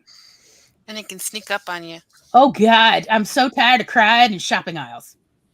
Right? Please, Lord, stop with the tears in the middle of like the soda aisle. That's getting weird. Right? But that was a friend of mine. She used to cry in the soda every single Christmas. There'd be like some cranberry soda that her mother loved, and after her mother died, every year it's like Niagara Falls, right? For me, it's trying on bras, because that's what my mother and I used to do consistently together for like, I don't know, 20 years. So guess what? I'm like, I don't want to go get bras anymore because I don't want to do it alone. Mm-hmm. And otherwise, as I'm sitting there in a bra and pants, just sitting there in a dressing room crying, And I know they can hear me. I know the attendant is like, once in a while, some attendants are like, just slipping a box of Kleenex. They're there and then walking away, no words. Like, but like legitimate, learn to process grief. But here is what nobody said to me, and I wish they had. So here is my addendum to the sage wisdom of the silent generation. Ready? Buckle up, Buttercup. After you process a bunch of your grief, and you'll never truly be done processing grief, it's a spiral. You're spiraling up. So you revisit the same things, but you're in a different place each time. And that's what I mean about a spiral. It's not circular. You're not the same person every time you revisit the same thought or the same trigger, reminding you of this person,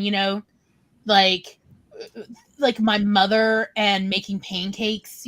Every time I make pancakes, I think about her, but I'm not entirely the same every time I make the pancakes. So my thoughts about her are slightly different. So that's what I mean about grief as a spiral, not a circle. But here is what nobody mentioned to me, and I wish they had. After you've processed the biggest chunk of grief over a loss or a parting, you then have to fall back in love. You have to fall in love with a new friendship. You have to fall in love with a new town. You have to fall in love with a new chapter in your life. You have to fall in love with a new season, a new Christmas without the person who meant so much to you. And y'all, that is hard. It doesn't come natural. Mm-hmm. It is, that again is where we talk about you have a choice. And that's actually what I like Doctor Who for, the TV show. At least the reboot, Russell T Davies reboot, is where they talk a lot in it, subtly, about there are times where your heart is broken and you have a choice whether you allow it to harden your heart or soften your heart. Yep. And the doctor, most of the time chooses to let it soften their heart, but it's because of the companions that remind them to soften rather than harden. Because we also see when the doctor doesn't have a companion, how they'll harden their heart. They get less feeling. They'll drown the Spider Queen, whatever. And versus when the companions are around to go, that is enough, doctor. We need to go and do the good things, because that is why the doctor keeps the companions around, to remind them to keep their heart soft and supple. And I want you to know, scar tissue can be quite soft and supple. It doesn't have to be hard.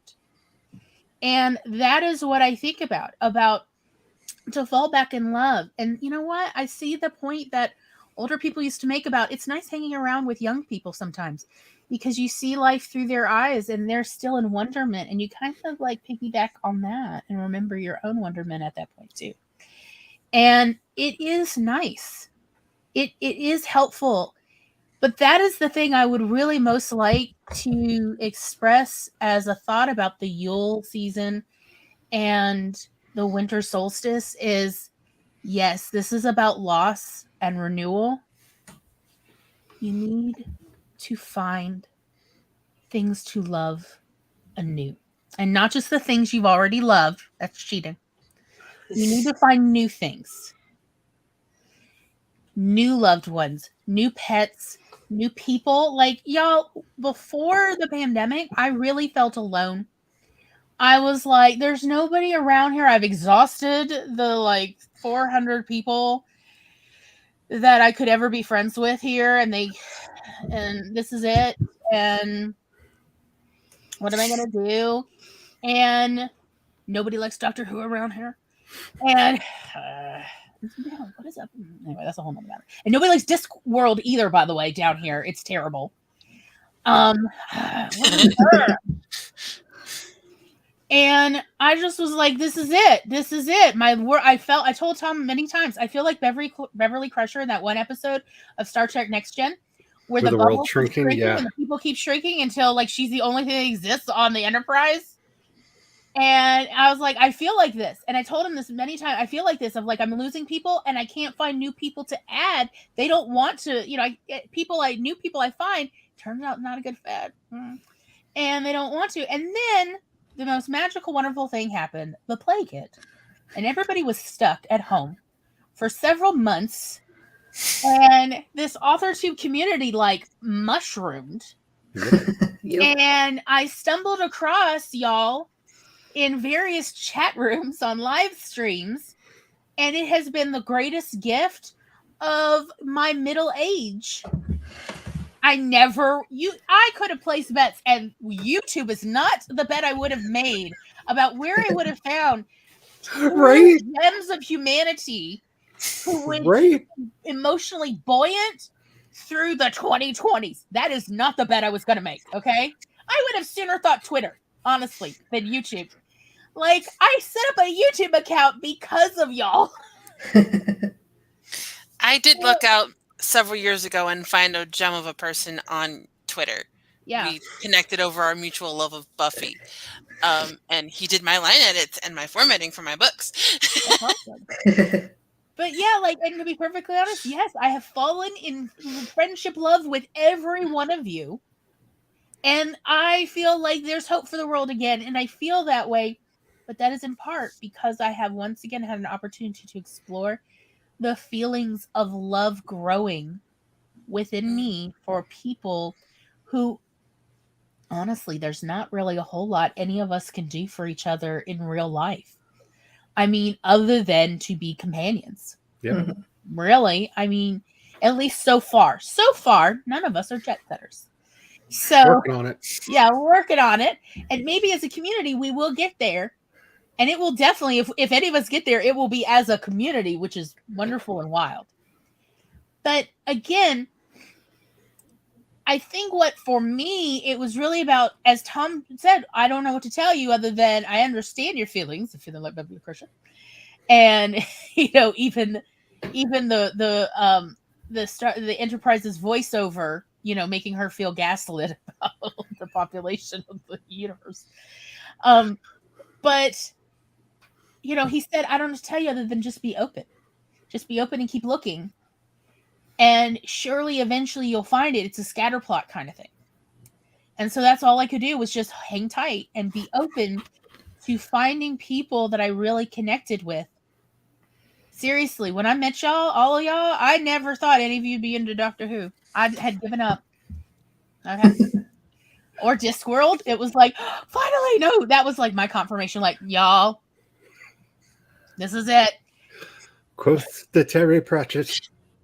But it's that of, it is actually, to me, it is harder to learn how to keep falling back in love than to learn how to grieve. Yeah. It takes so many more skills. And maybe that's just because I'm saying that as a neurodivergent person. That it's harder to find people to connect with. Because as a neurodivergent person, I stand out like a sore thumb. And hardly any, as I said, nobody likes Doctor Who or Discworld or any of my other geek things down here. It's hard to have common interests. I mean, people like it when I cook for them, but they don't cook that well in return. It's like, I said it. So my point just being, to me, the part about re-enchanting, re-falling in love with the season is also understanding of, you've got to see this with love eyes. Yeah. So be aware of that. Of the twinkly lights help. They're magic. The hot cocoa helps. Oh, something warm to hold and then feel warm inside. And also chocolate. Who doesn't? But like looking at how can I renew my love for the season, for people, for just the experiences. Because that is like the real skill to hone. Yep. And thank you for coming to my third TED Talk of the day. I will get off my little Apple box now, and we can go to Sprint. Yeah, I was in very much a similar place for different reasons, but a very similar place. And yes, I am so grateful for the community that we have found over here and all the goodness and light that y'all bring into my life. And You get mad every time I say it, but that I really don't deserve. Alrighty. So we're going to take a 10-minute break and get yourself ready, because when we get back, we're going to be talking about our favorite traditions of the season, which of course means food. It's going to mean some other things too, but it's going to mean food because it's course. it's us. It's us. It's not the reason for the season, but it tastes great. And for some people, I feel like it is the entire reason. It's not a bad reason. Not a bad one. Alrighty. We're going to take a brief 10-minute break. Get up, stretch, get yourself some water, get yourself a snack, and come back and be ready to talk about your favorite traditions of the season. Let's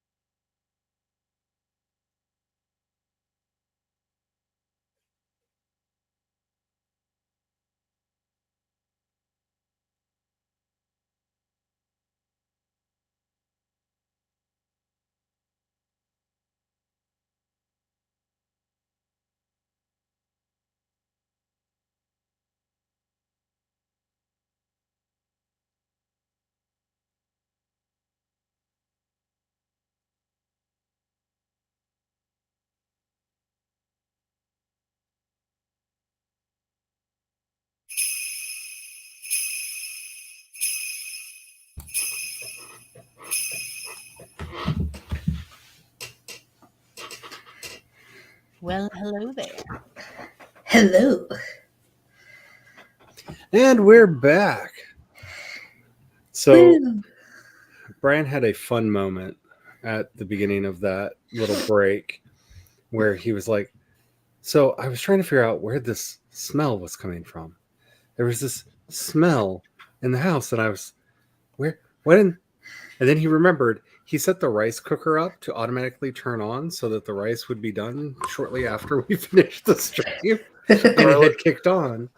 It's a garlic rice, so it's not just rice; it's garlic rice. So this garlic rice scent is like filling the house right now with wonderful yum yums. Yum, yum, But yum. he forgot that he set that up and was very, very concerned for a little bit about where the smells were coming from. Understandable. So I know we're going to get to foods in a second, but I thought we would start with some of our favorite traditions because I've already mentioned some of mine. I love lights. I love lights. Like all the other Christmas stuff is great as far as decoration goes. Like I said, we've got our nativity scene over there. We have a tree up. The tree is there to hold lights. That is the purpose of the tree. Like ornaments are great. They're fine. They're wonderful. But the tree is there to hold the lights. Lawn decor is great. It's wonderful. It's beautiful. Thank you to everyone who does that. But show me your lights. I need to see your lights. So for me, I have a new one that started this year. Before any Christmas carols, the very start of the season, the very first thing, Guardians of the Galaxy Christmas special. Yes, this will definitely be a new Christmas tradition. And the first song, of course, being the first Christmas carol of the season. Which, by the way, is available on all streaming services. It's by, what is it, the old 1969, I think is the name of the band. It's called I Don't Know What Christmas Is. Yeah. And Santa shooting missiles at your toes. I mean, aliens who heard the story third hand. That's not how that happens. He'll shoot missiles at your toes. That's not how that happens. My favorite part about is when they talk about him being the greatest burglar who ever lived. Yeah. Yeah. I mean, where's the lie? I'm just. And he shoots sugar plums into your face while you sleep. Yep. Yes. So aggressive. Understanding The song is so good. There's nothing else. Look up the song. All these elves to do his bidding. I don't know what Christmas is, but Christmas time is here. It's great. It's perfect, especially for the. Oh, I love that reminds the Titanic episode. The Titanic episode of Doctor Who. Yes. That reminds me, did you guys watch the video that I sent you both? No, I entirely forgot. Oh man, both of you. It's a holiday song, so I encourage you to listen to it. The problem is I had to walk away to do things during the sprint, and I only came back the last few minutes, and then one of the things I had to go do was find scissors. So. Look at this adorable baby crochet hat that I'm sending to the Spences. Oh, they'll love it. It could be a fedora. It could be a Stetson. It was originally the pattern said it was a Stetson. And y'all see, like, no. But it could be a bucket hat. It could be whatever you need it to be on your adorable little baby. Oh. So it's supposed to be for like a little baby, but I'm here to tell you this is more like a 1-year-old head. But okay, whatever. Something to grow into. But yeah, I needed to weave the ends and then clip them, and I had to go get scissors, which was an ADHD quest. I feel it. And that was like why I entirely forgot, and I'm sorry. But that's okay. Like, no worries. But you guys will love it. So I'm just like, I'm waiting in anticipation because I know you guys will like be as delighted with it as I was. And I just want to see that reaction on your faces. Now I'm looking at this going, if I had made this in like a dark slate gray, this would have been like a little baby detective hat. Oh, that would be cute. It really would. They really like, this baby's here to solve crimes. I also find myself sitting back thinking, like, how many skeins of yarn would it take to make a hat like that for my giant head?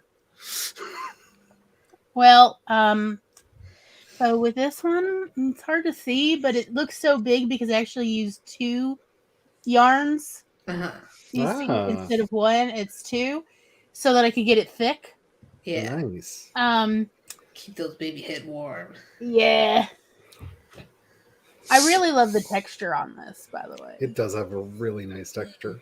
And it's washable. Woo! Even better. It's all baby things. It also can be inside out, and it's an entirely different kind of hat. So versatile. All of a sudden, it's reminding me of the bonnet that Strawberry Shortcake wore when I was a kid. Yeah, I know exactly what you're talking about. Yeah, or what's it? Huckleberry Pie. If we move this up this way, then it looks like Huckleberry Pie's hat. Yep. Oh. So, anyway, that was. I had to go on an adventure, go find scissors. So, couldn't find. They were. Why ADHD? Anyway. ADHD tax is real. Oh yeah, I just got hit by it too. Christmas movies are. What's cooking? Why is there garlic in the house? This is not normally what our neighborhood smells like. Oh no, it's even worse. I'm like, y'all, if when you go around dinner time and that neighborhood does not smell like delicious foods, don't buy that house.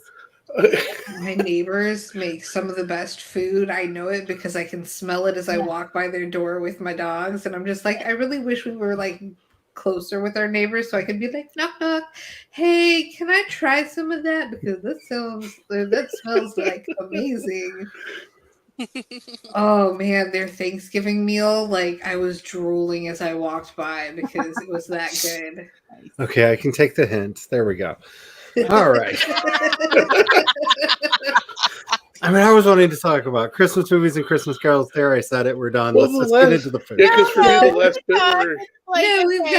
I actually have when I was a child, my family, like when I was a child, like between the ages of 4 and 10, our family,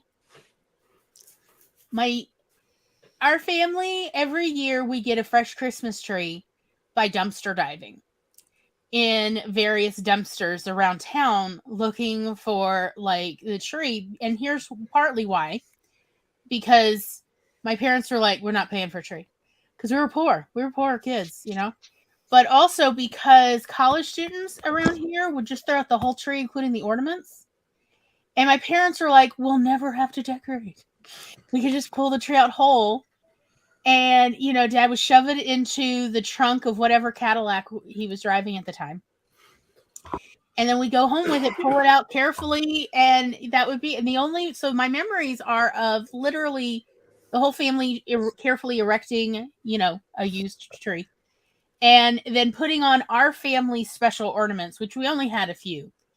Mostly, ones kids had made. Macaroni art was real big. Also, some of y'all don't probably have gumball trees, but down here, spray painting gumball trees in gold and hanging them was a really big deal in the 80s. Real big. And I still look back going, why was that a big deal? But okay. Also, I remember it too. I don't know why. Toothpicks in the gumball. Not a real gumball. It's a plant seed that they call gumballs. They are not gumballs. They don't even look really like gumballs. Sticking toothpicks in it and then spray painting the whole thing and hanging that all around. Like, why was this a thing? Interesting. Yeah. But that is one of my beloved family memories because my parents, were not that physically mobile. Even when they were young, because both of my parents, it turns out, had different kinds of Ehlers-Danlos. And so they all had blown out knees. So of course what they do is they boost me into the dumpster. And so I get to be sometimes some dumpsters had more than one Christmas tree thrown into it. Y'all. And these were still fresh. And so like I get to be the chooser of the family taste. Every year, like Dad would drive me by all the dumpsters and hold me up. Like he pulled the car right by. Oh, the man was really good at like really sidling the car at parallel parking, and then put me on top of the car to peer into the dumpster, determine how many Christmas trees, and if I saw the one I wanted that year. And he would do this for about a week till I found no, this is definitely the one. And then we come back as a family to actually get it out because what I needed was Tom, who's 3 years younger than me. So if I'm 7, he's 4. 2 little babies in the dumpster to boost it up enough so that Mom and Dad could then pull it the rest of the way out of the dumpster. And these are my cherished family memories, and I miss them. I'm so sad that people don't throw out whole decorated Christmas trees anymore. It's so sad. Now everybody's into recycling. And the environment. They're doing the right thing. And not throwing out ornaments every year, whatever. And so you can't just get all decorated Christmas trees anymore. And but like at the time it was so much fun as a family to do this, and also because honestly, I have to be honest, decorated Christmas trees, oh my God, is that tedious? Like, seriously. Yeah. Trees are there for the lights. I'm sorry. Trees are there for the They're lights. for the See, I enjoy decorating them. I hate taking them down. Like Yes. that is my least favorite thing. I So- hated after Christmas when we could take the tree, the ornaments down because there were so many. Yeah. So darn many of them. Also that I'm not really into heavily decorated. At least trees like to daily tell my stories. mom's storage system is easy. Like she has a giant Rubbermaid bin, and we wrap up the glass ones in like paper towel so then they don't clink together and shatter. Dingbat down the hall, you have to put everything back in the box that they came in, and they have to go in the box in the bin just that certain way. But don't you understand? Engineers spent lots of hours constructing the packaging that's so sacred. It's just engineers. So So here is my solution. I chefs found don't this- have this problem, huh? Y'all, there's a solution to this. But I'm going to be brutally honest with you. There's only one place I found that consistently sells this solution. There is a solution. So if you get an artificial tree, which I now only use artificial trees, mostly because I don't want to deal with fire hazards. We have It's 2.5. Yeah, they burn too. So, and it is this device that is both a tree stand, and then at the end of the season, you roll up the bag and you zip the fully decorated tree, and it has wheels. The stand has wheels, and you just wheel the entire decorated tree, lights and all, into storage, and then you wheel this baby back the next holiday season, and you never have to take down the ornaments, and they just stay up all the dang time. And it is very secure. It's been very well designed. So like the wheels and the stationary, like it really is well weighted. The zipping of it keeps it free of dust. Yes, it also keeps it free of dust because hard pass. I am not de-dusting a tree. You think, oh, but Glory, I'll just get a wet and dry vac, and I will just say no. Because guess what? Electrostatic. This dust will be sticky and oily because you cooked in the same house. And it will then adhere to every little needle. Versus if you just kept it in the zipped body bag with wheels. You just wheel her in and out. Great. And then you just cover the rolled down bag. You just cover it with your tree skirt. You're done every year. Yes, it is. We call it the Christmas tree body bag. That is not the official name, but that's what we call it because it honestly looks like an upright body bag. It very much reminds us of the body bag from Goonies, except it doesn't keep flopping sideways. Like the guy. Decorating with Peanut has been really fun though. So yeah, it's just taking it I just let him do it. He has to be his meticulousness. So Both of my parents were very I'm just like, have meticulous at it. about it. Oh no! It drove me nuts.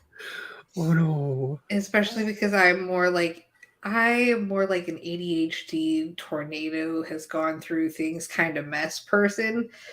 My parents are not. They are very clean and tidy and precise.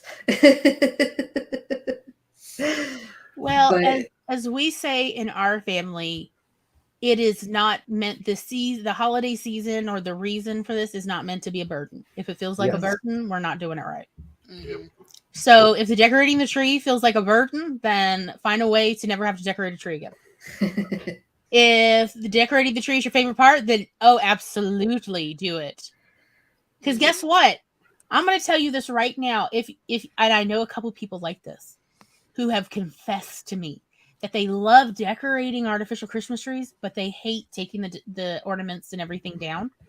And I was like, you know who absolutely will appreciate any time of the year a fully decorated artificial tree? And they're like, who? I was like, any domestic shelter, families who are on their own for the first time, with young children or any children, they will absolutely appreciate a tree. Even if it already comes pre-decked, believe me, they will appreciate it so much.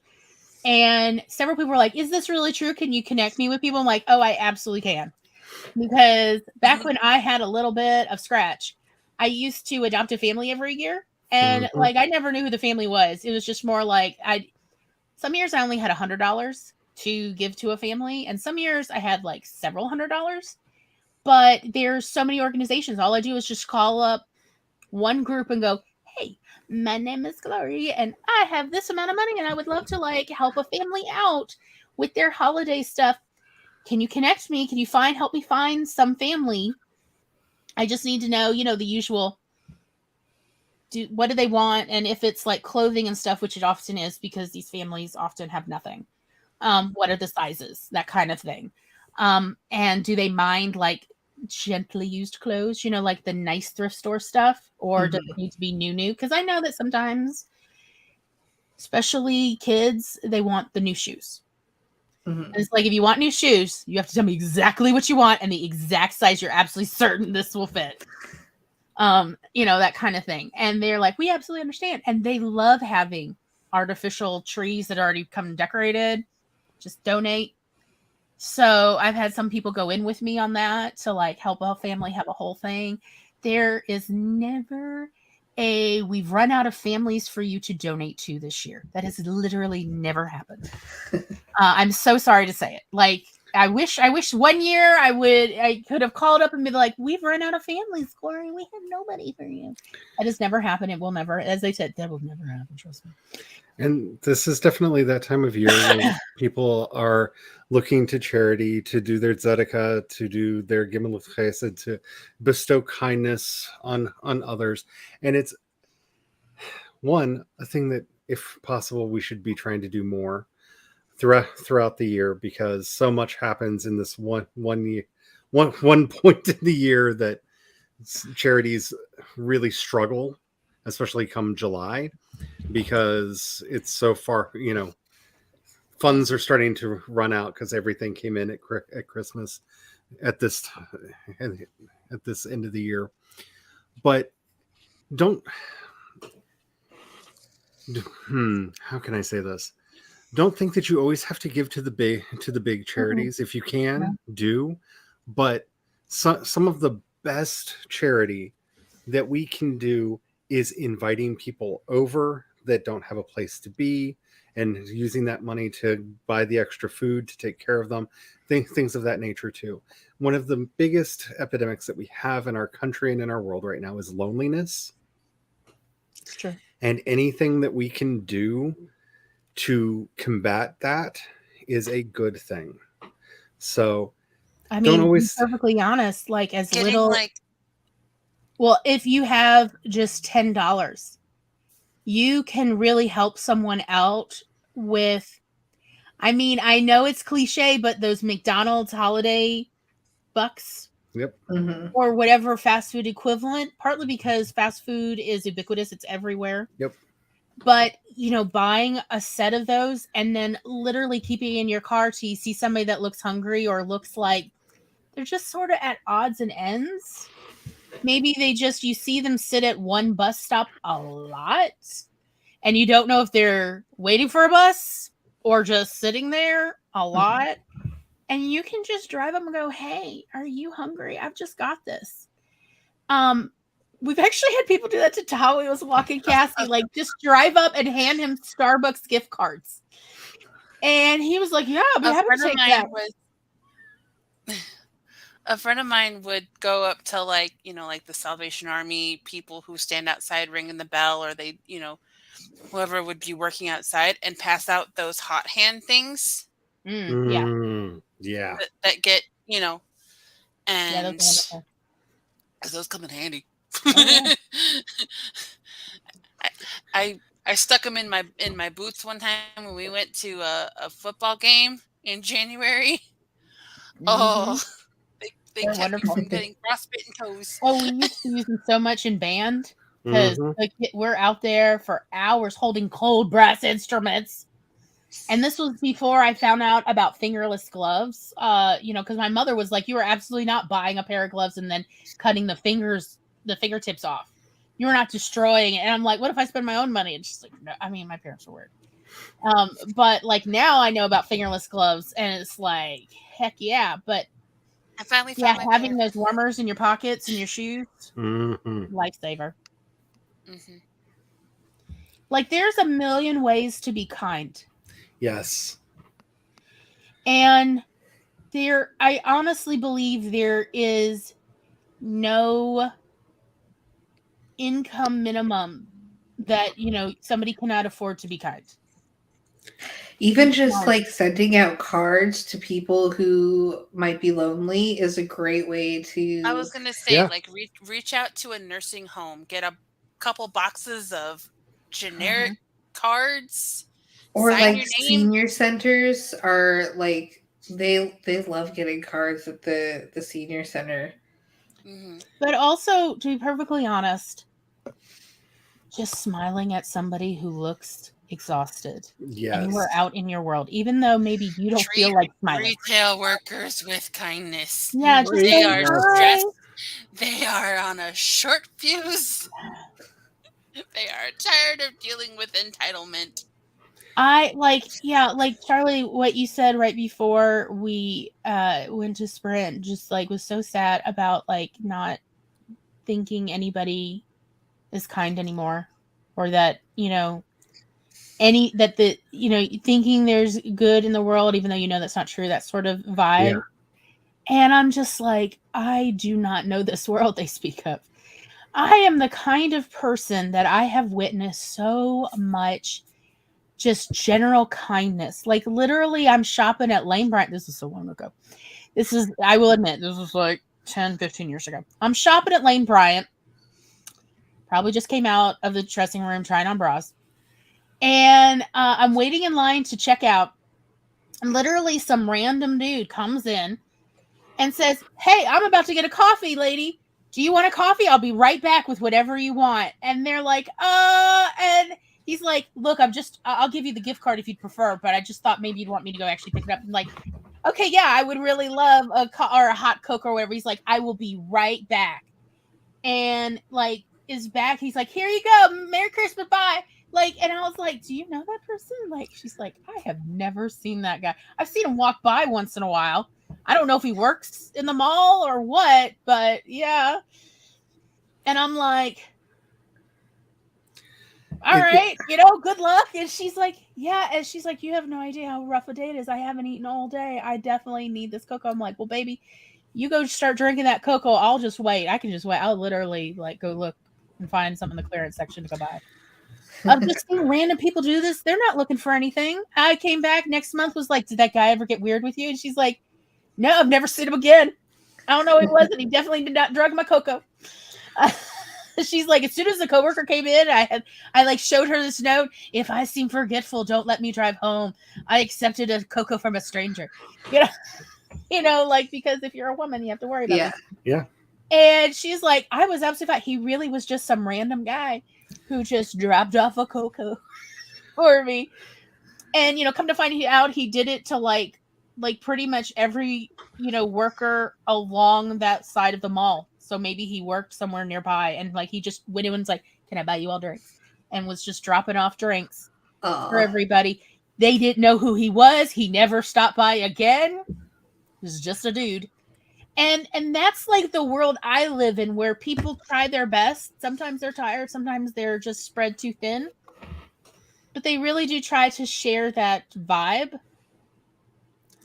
People used to drop off anonymous donuts at the library for us. Sometimes they'd leave it outside on top of the book drop box. Just a box of donuts. Just a fresh box of donuts. Christmas of 2020, since delivery services were on overdrive, right? Because nobody was shopping in stores. We would leave out like Gatorade and water bottles and like packs of crackers for the post office, the post lady, and if we were expecting FedEx, like, because I was getting medication delivered, and it was like, so like one bag for the UPS guy, one bag for the FedEx guy, one bag for the post lady. One. I think this is one of the best kept secrets from a lot of people, that given a chance, most people are a lot nicer than you think they are. Our modern capitalist society does so much to make us feel alone and isolated, so that we have needs that they can tell us can be fulfilled if we buy that new bath bomb, or buy this new energy drink, or this whatever it is they're trying to sell. Making people feel alone really helps their bottom line. And also, it excuses the capitalistic behavior of treating workers like dirt. It says, oh, everybody does this. It's not just people at the top who are greedy, uncaring sociopaths. That everybody's like that, when everybody is not like that. Like,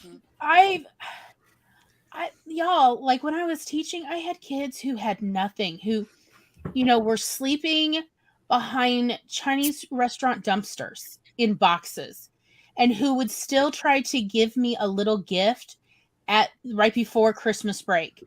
And like sometimes all they had was like one raggedy little hard candy, but they're like with their little hot little hand, like, here, Miss Fink, I saved this for you. And I'm like, oh baby, thank you so much. I will eat this on the way home. And they're like, I've tried to save up a gift for you, but this is all I have. And I'm like, I really appreciate that. Also, now sit down next to me and tell me why this is all you have. Because baby, it is Christmas. What, do you not have a candy cane? And they're like, I haven't had a candy cane all season. I'm like, well, Miss Fink's got a drawer.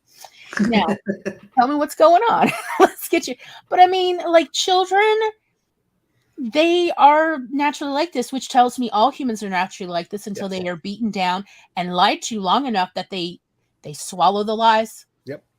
They don't drink the Kool-Aid. That's the Kool-Aid they're drinking, is that capitalism says everybody's a horrible monster. That's what excuses people at the top to behave like horrible monsters. Everybody's like that, when everybody is not actually like that. And I know this because children are instinctively not actually like this. Like, yes, children are greedy little monsters who always grab for themselves first. But when you're like, but what about me? They're like, oh, you need to? Oh, here, you get some too. That is the child's instinct. And that's a developmental stage that's meant to be grown out of. It's what solipsism is. It's realizing, oh, I am an ego, individuated. Oh, me. That's a developmental stage we're supposed to grow beyond and not just live in for forever. That's why a 3-year-old's favorite word is me and mine, because they've just learned, oh wait, I can have things. Mine. And it's not the greed that gets read into them. It's just they're starting to realize, I can have a thing. Well, I don't have to just wait till it just comes by and someone gives it to me. Yeah. I could go out and get fate. I can get my destiny and eat it. Yeah, whatever. But yeah, like instinctively, people actually want to be genuinely kind and generous and loving and compassionate. And then society exhausts them. Society beats them down and gives them no time to take the time, and gives them no money so that they cannot spend their own resources to brighten someone else, a stranger's day, and tells them everybody's horrible. So don't feel bad for being horrible to other people because that's the norm. No, that's not the norm. That's not the norm. That's not the norm. And so if, it is truly an act of rebellion to go, no, I shall smile at people. I shall wish them a happy holidays, a Merry Christmas, or a happy Kwanzaa Christmaka. Whatever. Let me tell you, I get a lot of double blinks that way, and it's fun. That stupid commercial still brings so much joy to so many people around here. Like, it is not uncommon to hear people do the Merry Christmas, Hana Kwanzaa. Like, it's just funny. It's a fun word to say. It's like supercalifragilisticexpialidocious. Yes, it's fun. It's just a fun word to say. A good time. Yeah. Mm-hmm. So as we're starting to run low on time, and I am just loving this conversation and could go all night, but my back will not allow that.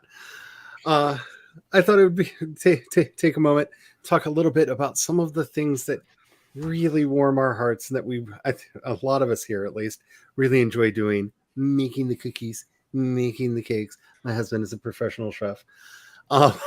Makes all the experimental things. So many things. So much food. Oh my goodness. But sorry. No, go ahead. My grandmother would start making cookies around Thanksgiving. Mm-hmm. And because Northern Ohio usually equals cold, she would store them. You know those big popcorn tins with the 3 different kinds of popcorn? We would get those and we would empty them pretty quick. So she would save them and then store the cookies in those and then put them in the garage because they were cold. They would last a month. I imagine it was below freezing in those garages. Yeah. Probably. Yeah. Some nights, yeah. For me, the flavor of Christmas, and the one thing I have to make every year, is chocolate chip cookies. Very simple, vanilla, but vanilla, butter, flour, chocolate chips, like egg. Very, very simple, very simple. But again, it goes back to those happy memories. When I was a little kid, I was very prone to disaster. Like, I and the universe were both convinced that I was not going to grow up. And so if there was a way to get injured, I would find it. So I was not allowed to help cut anything. And I had to be out of the room when cutting happened because, if there was a way to find for my finger to find a knife, like, you would have thought I was Sleeping Beauty and it was time to like hit the spinning wheel. Like, oh my goodness. Like, but the one thing I was allowed to help prepare was the chocolate chip cookies, and counting the chocolate chips out because, we didn't have a lot of money. So we needed to make sure that the chocolate chips made it through the entire batch of cookies. So you counted out your chocolate chips. So you only had three or four or five chocolate chips, depending on whether it was a good year, clean year, that you would then take and you'd roll them up in a ball and put them down on the tray. And that was my job. And the smell of the vanilla and the butter and everything while you're doing it all in your hands. Well, you can see the smile on my face and the smell of them cooking. Like, that is the holidays to me, because that was the first thing I was ever allowed to do. I was the first, when I knew that I was a big kid, when I was allowed to make them all the way through. I was trusted to crack the eggs and mix them up. And my mother had enough common sense to make sure I didn't eat all the raw batter. So she hovered over me. Keep stopping Peanut from doing Wednesday when we were doing cutout cookies. So she hovered over me. I heard my mom go, "You gotta bake that first. You can't." But that memory is so strong in me. And it was my grandmother's recipe. So I'd go over to grandma's house and we'd make it together. And, it was that thing that when it was the first thing I ever learned how to cook, I memorized the recipe and, oh, do you want chocolate chip cookies? I can make chocolate chip cookies. Okay, let's, and there's so much happiness and pride and, oh, that thing that's so hard for me to put my finger on, self-esteem associated with this simple act of rolling these cookies out. Yeah. But that's that every year like that has to be. I'm the designated pastille maker. And well, my mom will prep the batter, but I'm the one that operates the thing. And the timer, like the light on that does the timer, no longer works because this pastille press is ancient. And so we have Now, to is use. this the one where you dip the iron in the batter and then you fry it, or is this a different? It's like a waffle press where you. Okay. So you just have to kind of use your gut instinct of when to. Well, we figured out that it takes about 1.5 minutes. So I use my mom's smart home device to set the timer every time because I will get distracted. But I remember because my grandmother made these every year, and she would make chocolate and anise. Mm-hmm. And it's you can imagine how wonderful the whole house smelled. Mm-hmm. Oh, so good. So it had been a couple years after she passed, and we hadn't had any. And my dad's like, if I make the batter, will you work the press? Because I have a hankering, and I'm like, yeah, I miss them too. So I was making them, and I'm on the anise ones. And as they start to harden, my dad comes over and takes like 5 and starts. And I'm like, there's not going to be any left for Christmas. He goes, I didn't say we were making them for other people. So rightly so. So one of my favorite Christmas treats every year, I think she's my great aunt, I can't remember, she would make caramels for us, and they were the best caramels I have ever had. Like, I've never had a caramel as good as the homemade caramel she makes. And every year she would remember, like, there's a ton, like, my family is really big, and I was kind of young for most of my family members. They're kind of older than me by about like 8 or 10 years, somewhere. They all start around 8 years older than me and go up from there. And so every year she would remember to give us candies too. And they would always be in this fancy little, she would always come up with a new way to transport them to us. And they were always like really cute. Like one year it was like a plastic snowman who the candies would be in his belly. And so we'd eat from that. And that is one of my happy memories, for which I don't really have many happy memories when it comes to Christmas. That's not my holiday. My favorite holiday is New Year's Eve. And the food on New Year's Eve, I gotta say, we always have a really fun meal for that. And we always have a sparkling apple cider or some sort of sparkling drink for the young kids to drink. Of course, now I'm an adult, so I can have I can't have alcohol anymore. But when I could have alcohol, it would be fancy champagne, or like a prosecco or something like that. But yeah, that's my happy memories for New Year's Eve parties is also a good way to use up leftover Christmas cookies. Yes. Yeah, all the everybody Christmas, we would have my parents would invite people over, like my sister's friends and their parents, and everybody would bring over their week-old Christmas cookies, and they were still really good. Mm-hmm. Or brownies. Oh, Christmas brownies are like so good. The one recipe that I will never taste again is my grandmother's fruit cake, because she made it from memory and never wrote it down and would not teach any of us how to make it. Like this dad. And it was one of those things. She would make it in October and feed it rum through to the holiday. Wow. And it was jet black. Like there is a Caribbean black cake that is closest without going over. Like it's the closest I can get to her fruit cake. But oh my, such wonderful things that woman would make.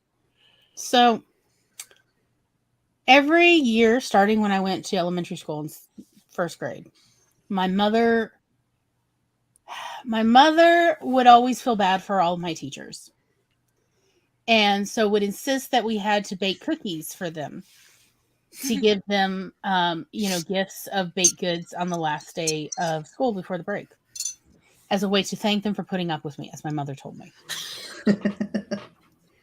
Even the teachers I hated had to do this. And the thing is, y'all, my mother was never much of a cook or a baker.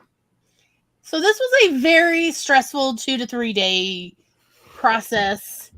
Of course, my mother was doing it last minute because my mother loved deadlines and I hate deadlines. And I hated this. I hated this terrible process. My father's like, and my mother insisted I help. And my father's like, you have to help. These are your teachers. Like, why should I help? I don't like this idea. I'm not on board. So here's what happened when I was in 4th grade, when I was 9. Some people had already started telling me puberty's coming, you're going to be a teenager, and really what they were talking about is menstruation. But they did not say that. They said, you'll be a teenager soon. Oh, it'll come sooner than you think, blah, blah, blah. You'll be a teen one day and you need to understand that. Like what? Anyway, so what is up with adults and teenagers? Yeah, the boomers. So what happened was my mother loved garage sales. She would drag me on Saturday mornings to go garage selling with her. This was our quality time together. Okay, mom, whatever. And one day at a garage sale in the summertime, right after I turned 9, somebody was selling their teen stuff that they had agreed to part with, and it included a 3-year subscription to Teen Magazine. And I was like, they wanted like $5, and I had literally $1. And it's like after 10 a.m. And I was like, I'll give you $1. And the mother's like, sold. Do you need help taking that to your car? And I'm like, yes, I do. They were in bundles and everything. She helped me. We're driving away as the teens coming out like, oh, you were supposed to sell all of them. And her mom's like, too late. Keep driving. So anyway, that's what I read all summer was I went through all these teen magazines. We had no cable. I remember getting Teen magazine. Yeah. I remember getting Teen. And I had just learned to read, by the way, like just a few months before, because I did not learn to read till I was 9. So I had just learned to read, and this is what I was reading, y'all. A lot of pictures. Look, Teen Magazine now, or whenever it stopped, is not the same as Teen Magazine in the 70s and 80s. And it was actually turned out more than a 3-year subscription. There were teen magazines in those bundles from the late 70s. Like, I found all about. I was familiar with Heather Locklear's career before she broke out in, whatever was Melrose Place. I don't remember all the TV shows she was in, but like I was familiar with her career in Teen Magazine. That's funny. Way before, as well as all the other teen icons. There were a bunch of them. And here's the thing: Teen Magazine in the 70s and 80s had recipes in it. There were regular recipe sections. And one issue, and it was a November family holiday issue, had a recipe called I Hate Fruitcake Fruitcake.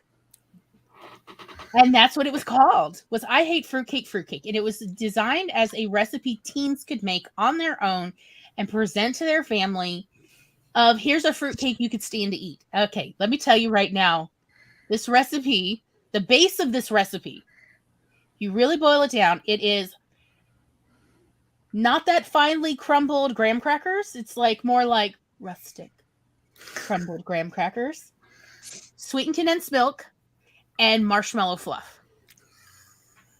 Okay. And then whatever else you want to put in it. Toasted nuts, not toasted nuts, chocolate chips, every Christmas candy known to man, whatever you want. And then you decorate it with more to look like a wreath.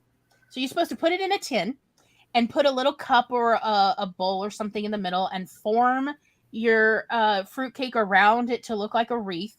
Pull that out and then decorate it and then fill the middle with. You remember they used to do, they probably still do, like Hershey's Kisses in the holiday foil and other holiday type candies like that. That's what you're supposed to put in the middle. And then you put the lid on your tin and you give it as a gift. And it's like, oh, here's a little thing. So I showed my mother. And I was like, maybe we could do that this year for Christmas for my teachers instead of all the mad cookie thing, the insanity that is that. And she was like, let's make one and see. We made one, and I had to wrestle the bowl out of their hands because they just kept spooning eating the base. And so, we only had enough for 1.5 wreaths. So, yes, it was a big hit. We decided to do that year. And then for every year till, my sister graduated high school, that's what every teacher got was tins of I hate fruitcake. Decorated with whatever was the latest candies. What? And so it was a no-bake thing. Yeah, it's a no-bake. Oh, nice. And it's good for a minimum of a week, especially if you keep them in the fridge. So, and everybody loved them because it's something that no one else is giving. Because, yeah, let's be honest, teachers are actually getting a lot of cookies.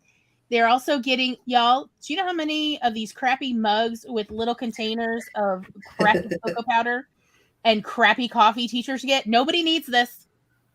Nobody needs it. Also, don't include little airline bottles of alcohol. It's often illegal in most schools to have alcohol bottles on the campus. Please don't do it. It makes it's a very awkward situation that teachers should not have to. Well, I have to immediately go to my trunk of my car because I can't have this either, on campus. Yeah. Let alone the principal will have to call the parents. So actually teachers loved it. Plus they got to keep the tin, which apparently people are into. So my mother would then spend all year at garage sales collecting tins, depending on how many teachers her kids would have to make. And that's what we make.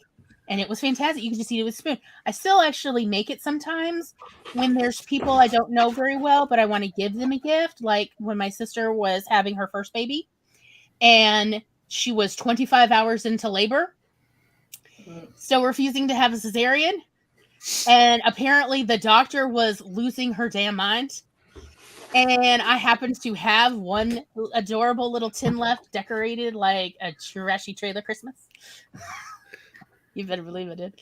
I gave that to her. She ate half of that apparently in 5 minutes. It's comfort food.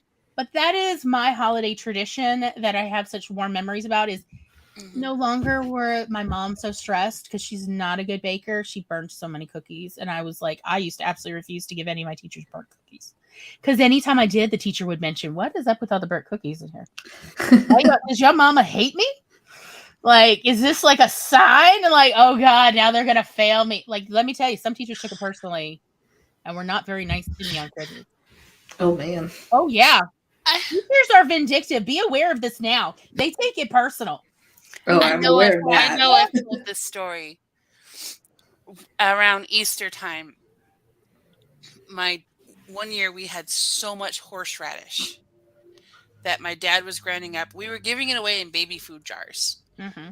And my health teacher, who was really cool, he loved horseradish and he loved hot foods. And I'm like, and I warned him, I'm like, this is really warm. This is hot. This is my dad has to wear a respirator gas mask looking thing outside to grind up the horseradish. That is how strong this stuff is. Oh, I can handle it. Don't worry about it.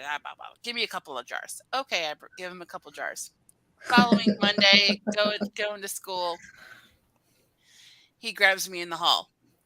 That stuff almost killed me. He goes, I got home, I put a layer about that thick on some corned beef, took a bite, and just all the air left my lungs. And I'm like, I tried to warn you, please don't fail me. He's like, no, I'll take it more seriously next time. It was really good once I could, breathe, but, and smell again. But yeah, that is my holiday tradition. Of I hate fruitcake for cake. I'm Everybody definitely going to loves have to it. try that recipe. Yes.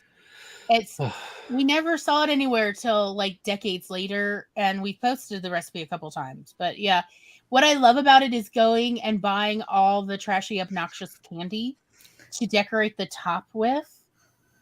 Because like in our family, it's like how much candy can we put on this so you can't even identify that there's like anything but candy underneath, you know? And because like we do put like lovely dried fruits and toasted nuts in the base as part, so that it's just delicious. And like it depends, but often we put chocolate chips and various kinds of like dark chocolate, all sorts of deliciousness. But the top, it's just all Trailer Trash Christmas. It's all like Sour Patch Kid ribbons and every kind of obnoxious, trashy candy. Anything a child would like. You know, it's supposed to like be obnoxious and bright and horrible and fantastic and just all of it. And that's how we decorate them. It's always you open it up and you go, "What is this? What am I looking at?" And it's like, well, you'll have to just eat your way through, won't you? And everyone, every time who gets it the first time, is always like, "Okay." And it's like, keep it in the fridge. When you're not eating it, it'll stay fresher longer. Unless you think you're going to eat it in just like 24 or 48 hours. You're like, okay. And like every time, every person's like, I don't think I'm really into candy. I'm like, okay. And then like I go check on them a week later, like, so did you ever get to the actual I hate fruitcake? And they're like, yeah, I ate all the candy. I was like, yeah, everybody eats the trash candy on top.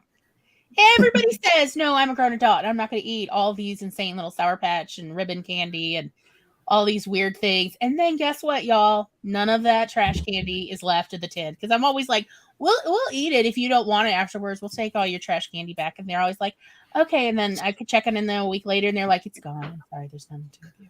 I ate it all. Like, of course you did, because it's the holidays. And this will make you feel better. Serotonin for everyone.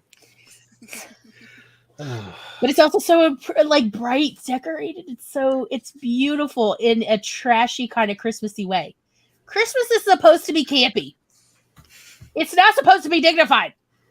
It's supposed to be the trashiest, campiest thing you could possibly do. You know, Santa should be like, ho, ho, ho, ho, ho, ho, whatever. Just something obnoxious. And we're going to be talking about that a lot next week, because I want to bring back the true spirit of Christmas, alcohol and parties, which is why it was illegal in the United States until the 1800s. Oh my goodness. This has been this may be my favorite live stream I've ever done for one reason.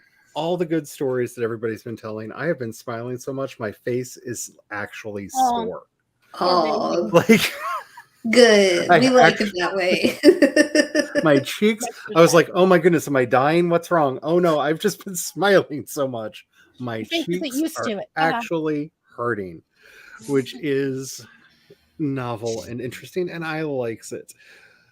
Before we wrap up for the day, I would just like to introduce you all very simply to a wonderful tradition from the CS from my tradition, the creation spirituality tradition, and it's called the 12 Days of Turning.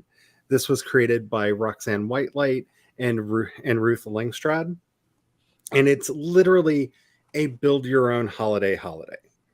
So it starts on the solstice, which is the 21st, and runs for the next 12 days. So it'll take you into the new year. So what do you do? First of all, pick yourself a theme. What do you want to be thinking about, meditating on? What do you want to do to improve yourself this year? One of the things that I'm doing for the 12 Days of Turning this year is I'm going to basically do laughing yoga as a big part of mine this year, because I've been in such a dark place. I'm going to make myself laugh every day for 12 days as part of this. I'm also going to be And this is really good to do with Oracle decks. If you don't know what your themes are going to be, we're going to be drawing a card out of the Oracle deck that I did every year, every day. And that's going to be the theme to meditate on for that day. So you pick your theme, and if you feel like being creative, you make yourself an altar. Make it as crazy as you want to be. If your theme is fun with the family, get all the silly family photos and all your favorite games and lay them out. Whatever your theme is, just decorate to your heart's content. Remember, a good ritual is a fun ritual, not necessarily a solemn one. Make it as silly, as goofy as you want it to be, as serious and solemn as you want it to be. But then try to find yourself 12 candle cups. And then it works like a lot of the other traditions of the season. Every day when it's time, you go over. First day, you light the first candle. You do whatever it is that you have decided that you were going to do for that day. Blow the candle out. Day 2, light candles 1 and 2. Rinse and repeat all the way through. This year, I feel, is a great year to try to bring something new into your life, because not only do we have the solstice on the 21st, but the new moon is on the 23rd. So just 2 days later, we have the new moon. So if this is something that you want to do, I can give you a lot more detail and information about this. Just reach out to me, and I can get you that information. But I wanted to bring it up because it's a beautiful little thing that is whatever you want it to be. Whatever makes the most sense for you. How do you need to celebrate this year? I need joy. That's why I'm doing the laughing yoga. I'm going to feel like a fool while I'm doing it, which is oddly the point. Because I've been taking myself a bit too seriously, and the depression is trying to kick in. So that's what I need. So I'm doing a very holy fool kind of 12 days this year. And I invite you to pick a theme for yourself and try it out if you want to. If not, more power to you. That's the other wonderful thing about traditions. You do the ones that you want to, and you don't do the ones that you don't. Because despite what people might have told you, no one's really policing this. Amen. So do what makes your heart happy. And this is just a wonderful little thing. She encourages people to take some time. It is very important to our tradition to do art as meditation during this.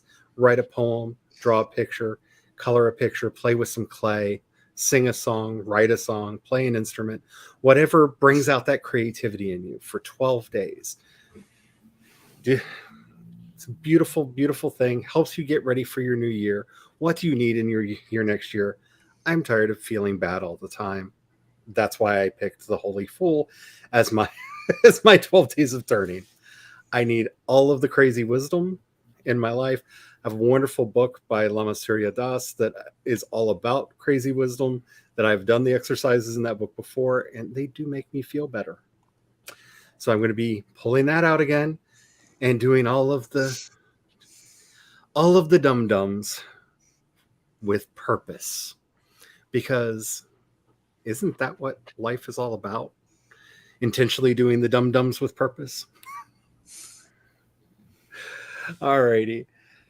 So next week, we are going to be talking about living Advent. And this is something near and dear to my heart, that to get into my own native language of Christianity for a minute, we are told that we are the body of Christ, that God lives in and through us. We are a pantheistic tradition and believe that God is in all things and all things are in God. So how do you bring that light? How do you bring that joy? How do you bring that goodness out? And parties, dancing, silly games. And so we're going to be talking about how do you bring that joy? How do you bring that light out? Because it's not just about all of the celestial things and, oh, the sun's going to be growing every day. Again, that Meister Eckhart quote that I quoted earlier, what good is it to me if 2,000 years ago Christ was born and he's not born today in me. How do you bring that joy in? How do you find that fun? That's what we're going to be focusing on, and I can't wait for it. And I am hoping that maybe we can get Megan for the one after that, where we're going to be talking about beginning the new year with a blessing, because I feel like this New Year's banquet that you were talking about might have to be a tradition that we bring in. It sounds very interesting. That sounds yummy. That sounds interesting. I No love pressure. Martinelli sparkling cider. Oh yeah, that's like required. Oh, yeah. God, that's so good. Like, Right? so good. There's no comparison. There's nothing like it. It's so good. So thank you all so much for being here. Thank you for watching. If you want to know more about anything that I am up to, you can head over to creationspast.com, where you can find links to all of the things. And this weekend, I will be participating in the COC's Interfaith Worship Experience. You can find more about that in the link in the doobly-doo. Then we are going to be talking about Yule specifically, and Lori will be leading that this weekend for anybody who is interested in that. And I think that's it. Thank you all so much for being here. May blessings and light always be with you. So until next time. Bye. Bye.